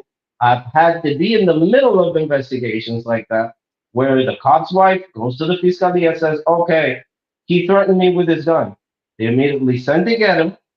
He loses his gun privileges and he gets suspended and he has to go to the fiscalía to fight the case. There was a friend of mine that was fighting it for 3 years. He never laid his hands on her. He never spoke. He just said he wanted a divorce, and that was the trick. So I wanted to clear that up for you, because I know about that narrative that they're pushing. They say that a lot. They're overhyping it. Exactly. I'm not saying I'm not saying it's a complete lie, because I'm telling you. But it's not as bad as they're making it. Exactly. And that it doesn't only happen to expats. It can happen to any man. Okay. Any man in the country. Okay, great answer. So they made it seem like it was only expat. Oh, because specifically they said this is the new hustle. This is the new scam. That's how the exact word. This is the new scam. So I was like, that shit don't sound right. But I can throw that. So I'll accept that, and that's fair. It's everybody. This is how they look at it. But then the second question I looked at, because I looked at Sharon that had a question, and I also was curious about that because I also didn't think that that was true. They'll also push this narrative that, oh, if you make a baby, you ain't got to pay no more than 5,000 pesos a month, no matter what. Do you Let me answer right there. Stop right there. Let me just answer because I see Sharonda. Shout out to her again. She's the truth. She's asking the same question. And the thing is that people do pay child support, but it's always just like in the States, it's relative to how much money you have incoming. You know, let's say one of my family members pays child support, and he pays it not because it's being enforced, but because he feels like paying it, and he gives 4,000 pesos, 5,000, and sometimes he takes diapers or whatever. Now, people that are enforced that they are taken to court for child support, that's the first thing the judges weigh in. They, okay, what do you work at? How much are you earning? What are your expenses? Are you taking care of the child? Is he living with you? All of that. And usually, and I'm not cracking down on it, I'm just saying because I've seen it a lot. A lot of women just use it as a cash grab. But what men usually do is that, okay, I'm not gonna give you the child support money. What I'm gonna do is I'm gonna buy you everything the child needs, and I'm gonna keep the receipts and everything and give it to you and take pictures and everything of me handing you the bag. But that's the thing. It's not limited to 5,000 pesos because if I'm earning 150,000 pesos a month, then I'm pretty sure I can provide 30,000 pesos for my son and not bat an eye, right? If I don't have that many expenses. But that's usually what it's catered to. Right. So go ahead, Junior. Junior had a question. Junior has a question. Go ahead. Go ahead, Junior. You can finish the comment. No, my comment was so that even if the person that's the father is paying and he's U.S., they can do it based off his U.S. income, correct? They could try it, but it's really about what your child, in a sense, it's mostly about what the child would need and if the father is responsible for his wealth. But you said it's based off the income. Yeah. Usually when it comes to Dominican now, when it comes to the expat community, since you're leaning to that way, think about it this way. If you're from the States, you could just hop on the plane before you get into repercussions, because I've seen a lot of people do that and decide not to take care of their children. But remember, at least if you're a man, and I'm saying that wholeheartedly, if you're a real man and you care about your children, you will care for their welfare. You will send them and you will care for them. And you wouldn't have to get to the point. Okay, good job. You don't have to get to the point where you have to go pay for child support now. You're not going to also let yourself get played into, okay, she's taking me to the Fiscalia just to get 50,000 pesos off of me so I could just keep her living off of me because we had a kid. The law isn't so black and white. That's why I always say that you have to do your research, get someone. Don't go in there blind. Find someone to back you up. Gotcha. Thank you, brother. Go ahead, Junior. What I was going to say is some women, they sometimes they lose out. You know why? Because they'll get more without going to La Fiscalia from a person, baby's father, than they would going to to child support. Because the Fiscalia would reduce it, would say it's like, yo, he's paying your light. He's paying your apartment. He's buying you food. He's giving you transportation. He doesn't even live in the house, and you're still asking for more money. What else do you want from this guy? They'll say it just like that. Like he hasn't stopped taking care of you. He hasn't stopped thinking. And I'm telling you because I've seen that. And the Fiscalia even has filed. It's like he doesn't have to give you anything.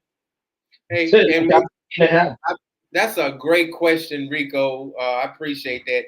Hector says, general question, has the Dominican police ever been trained on the use of breathalyzer, DUI situation? Also, is the general public allowed to film the police? I have seen the police being filmed by 4 or 5 different Haitian people. So, but go ahead and answer that. Okay. So this is the thing. They can be filmed, when they're acting. Now, that we live in a third world country where the reaction is not going to be always positive. And Right. you know that a lot of people, I'm telling you because I've experienced it, a lot of people cut up videos, they clip it, they only put the bad parts. We already talked about that earlier. Now, the DUI and breathalyzer thing, it's coming, just like I've seen one of the comments say that I've seen people in Santiago and in Santo Domingo with cameras. And here in Puerto Plata, they recently included the camera system. I've seen it, it is working, it's going in full swing. You know, there's a new reformation of the police. So they're updating the police's tactics and resources. So right now, you're not going to get a breathalyzer, but in the oncoming future, it's going to thing. And there were even some policing that are now with tasers instead of regular guns. What about a police? What about a police cam? Yeah, they have them too here in Puerto Plata. Usually, right now it's limited to the patrolmen that are in the preventive police, but they plan to expand it to the full everybody that's in the police. Gotcha. Doesn't matter where they work. Gotcha. But I just want to make a point. I want to make a point from Yes, my ma'am. observation, and I know I have seen where people have gotten stopped by the police. That if this were the States, they would have probably been going to the morgue. They fight back the police. They fight them back, and the That's police true. never pull Shoot. that gun. They never shoot. And I've noticed that also. Yes.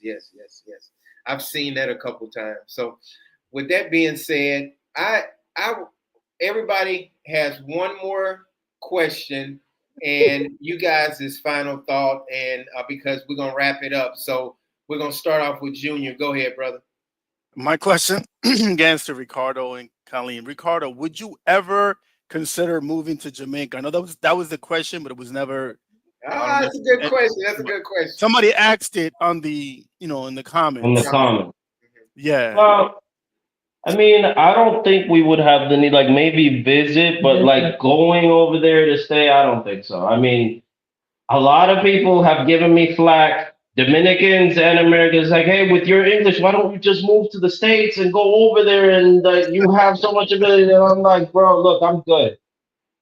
I have I have my career. Yo estoy tranquilo. You know what I mean by that. Yo estoy tranquilo. Yo no tengo que ir allá a coger estrés. I don't have to go stress myself out. I'm living my best life here. I'm free. I don't have to worry about walking out the door and someone says like, hey, he looks like the guy and being put in behind bars just cause. You know what I mean by that. I know all of you know that I'm being real with that. And I got really disillusioned in a sense in an early age with some racism in my face. I'm going to save the story. But after that, I just decided I'm staying in my country and I'm making the best of it here. I'm not going, I can go for vacation, but living, like even my wife has asked me, like, you wouldn't contemplate? I'm like, no. Thank you, brother. He shut it down real quick. Appreciate Nikki. You got a comment or a question? You said I have a what now? A comment or a question, because we're gonna wrap it up. I'm just going through. Yes. So the question I had earlier actually was I wanted to ask how Ricardo did his proposal. Ooh. Oh, that's a good question. Okay. I think like that. If you'd be amazed what it was, Very but traditional. it was On the knee, on one On your knee. knees. yeah. But you know the other details we can leave them out. Yeah, but Yeah, on one knee. Very traditional. Because it was kind of spicy though, even though it was traditional and on the knee. Espérate. You said it was kind of spicy? Manita, vamos a decirlo de esta manera. Ni los pantaloncillos estaban puestos. Ya. Amor, ¿tú escuchaste eso? Espérate. Dilo de nuevo, ¿cómo Ya fue? yo no lo voy a repetir. Si tú quieres, tú lo buscas. I know there's going to be a lot of people going to go translate that last part. Okay. Como él pediste matrimonio a su... No, yo le pedí matrimonio, pero estaba en paños menores, bonito. No había nada puesto. ¿Cómo fue? Ah, que no había nada puesto, bonito. Todo estaba en el aire. Ya tú sabes. Fue un momento especial. No, Very special. yo lo dice igual, pero tú sabes, medio tímido. No, claro, claro, manito. Eso es tranquilo. Esto de la cámara lo estoy yo aprendiendo ahora con mi esposa. Sí, yo, así mismo estoy yo. Yo tú me ves así, pero he asustado que estoy aquí. Well, anyway, Dime. yeah. So, oh, by the way, John, he said, Dime John. By the way, Tell him I said so just to let you guys in, because obviously we're meeting for the first time today. My husband and I were best friends. So when he gave me the ring, it was kind of just like, however he explained it to you in Spanish. Yeah, just like, yeah. And I was just like, ay, Dios mío. But it was beautiful, regardless, right? But okay. So 2 years in, love this. And then I could see John, he's like, wrap it up, Nikki. Although I've been quite quiet today. I didn't. Thank you.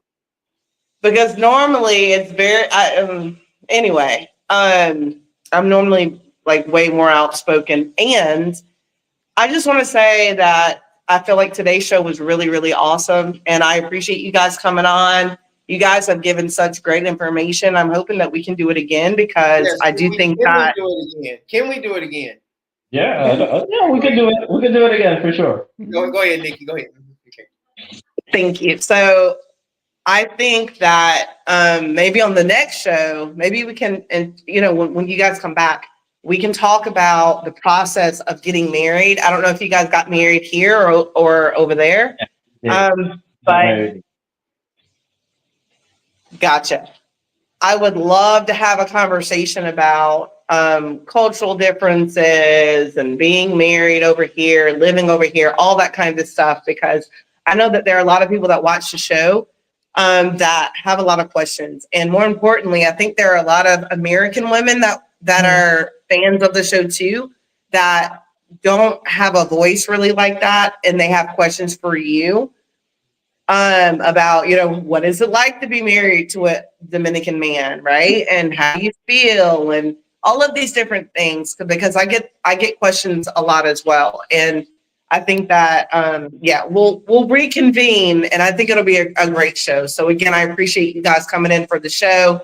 John, I just want to give you your flowers and tell you also that recently you've been having a lot more Dominicans on the show, and I think that's so important because of the fact that it is called the Dominican Route, and it's super dope that you not only have Dominicans that have been coming on the show, but you have outspoken, well-spoken, intelligently speaking Dominican people coming on the show. So I love that.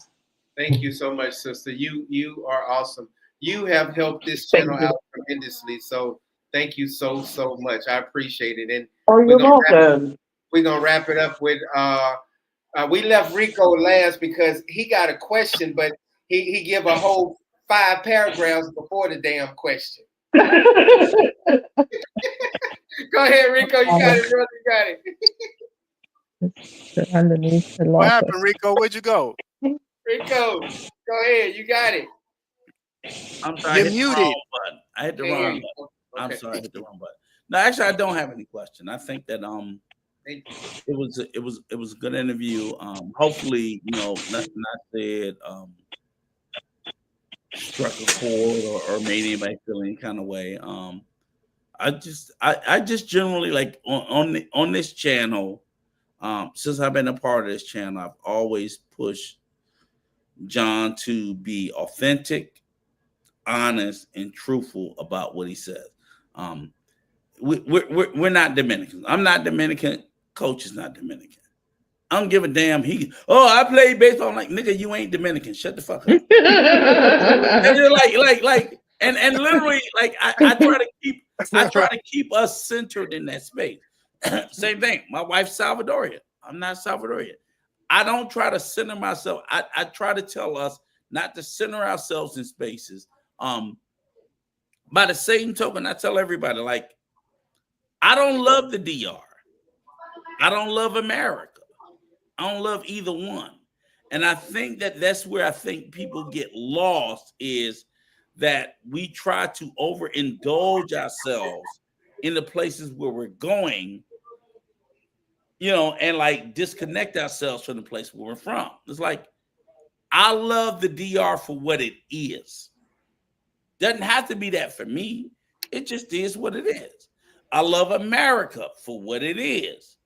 Doesn't have to be that for me. But at the end of the day, when Coach created his channel and I gravitated towards, and I heard him talk about the Dominican route, and I'm like, okay, he's speaking to people that's listening to it. And it was before I even bought into the DR and so forth. It's like, I'm like, make sure that your message is speaking truth. So when I decide that I want to come to the DR, it's truthful, good, bad, and indifferent. And that's the only place I try to keep them centered at. I try to stay centered at myself. And I'm like, yeah, we both love the DR, but the DR ain't perfect. So knock that bullshit off. And I won't let him do that. So when he does that, or him, Junior, myself, Nikki, whatever, and I tell us all, stop, don't do that. We don't have to do that about the DR to make people love it. People can love it with its imperfections and its warts. Same way people can love America with its imperfect. America, we about to have a racist ass president that's about to be president. I still gotta love that shit. And I hate the motherfucker that's gonna be president. That's me. Hate is a strong word. Hate is a strong word, but respect your opinion. I feel that's the word that I feel. Right. So all I'm saying is I'm not telling anybody else to feel that way. I'm just trying to tell people that, like, look, and again, I apologize for the use of that word, but what I'm trying to tell people is, like, I don't have to sell America as, I'm not happy with her right now. But that is just, but it's still, I still love her. Right. I still love her. So that's deep. Rico, you got a couple brains up there. You're not like radio. Hey, we're gonna give you our guests y'all final thoughts, and we're gonna go ahead and wrap it up. We really love you all, and we thank you so much for coming up. But y'all go ahead, and to the wife, I wish we could ask, like Nikki said, Miss Coleen, we wanted to hear more from you also, but next time, Part like two. Nikki said. Yes. Next time you're gonna be the center. Final so thoughts. you want to close out with the thoughts? Like Rico said, I'm not religious. I'm highly spiritual. I've been on my spiritual journey for over 20 years. I think I'm at a frequency that's so high that a lot of people can't get me. So a lot of times I have to realize that everybody's not at the same level. Like, I see things through different eyes. And because I am a hospice nurse, that's my specialty, I deal with people who are at the end stage of their lives. So I'm also an empath. So I feel, I can look at things, I can look at people through the camera, and I can pick up your energy. I can read comments in a chat group, and I feel. So I try to not get too emotional, and sometimes I do. But what I want to say is that me being here in this country, what I want to do is empower more of those so-called prostitutes. And I had a girl that worked in my store in Sasua. When I met her, she was 19 years old, Vicky. And she now has over 1 million followers on social media. And you know what she said? She said, thank you for letting me feel that I can be more than a girl from Sasua. She has her own beauty supply store. Yeah, her own hair salon. She's getting she is doing featuring from like the rappers, Rosa La Para, La Mujer, La Malandra. Yes. Like they post her. Her name is La Veterana. You can check her on TikTok, on Instagram. And just the other day she called me and she wants to do business with me, and I'm like, do you remember when I told you to go to school? She said yes, and I did. So there's hope where there's life, there's hope, and if somebody just gives you the opportunity And you take and it. you take it and you run with it, a lot of these girls could be transitioning from this street life, but somebody has to start somewhere. And yes, the men are taking advantage, but me being here as a woman, and I have sons, I don't even have daughters, but I feel my purpose, my mission here, if I can get one girl off the street, I'm going to take it. I'm going to do it. Hey, You in know, the that's Dominican just route, my in the mission. Dominican route, in the Dominican route, I promise you, you got my word. You got all of our word on here. We're gonna help you do that and get more and more these prostitutes and these women that are struggling off the street, because it's That's a sad thing. And it's just so sad. It hurts me that a lot of these American YouTubers, some of them, exploit these women, and it's a painful feeling. It is. It is. It's bad because we're women, and I'm a girly girl. I love makeup in here and all that stuff. And Right. you know, I just feel I'm all about women's empowerment. And I know people do things because of the situation they're in.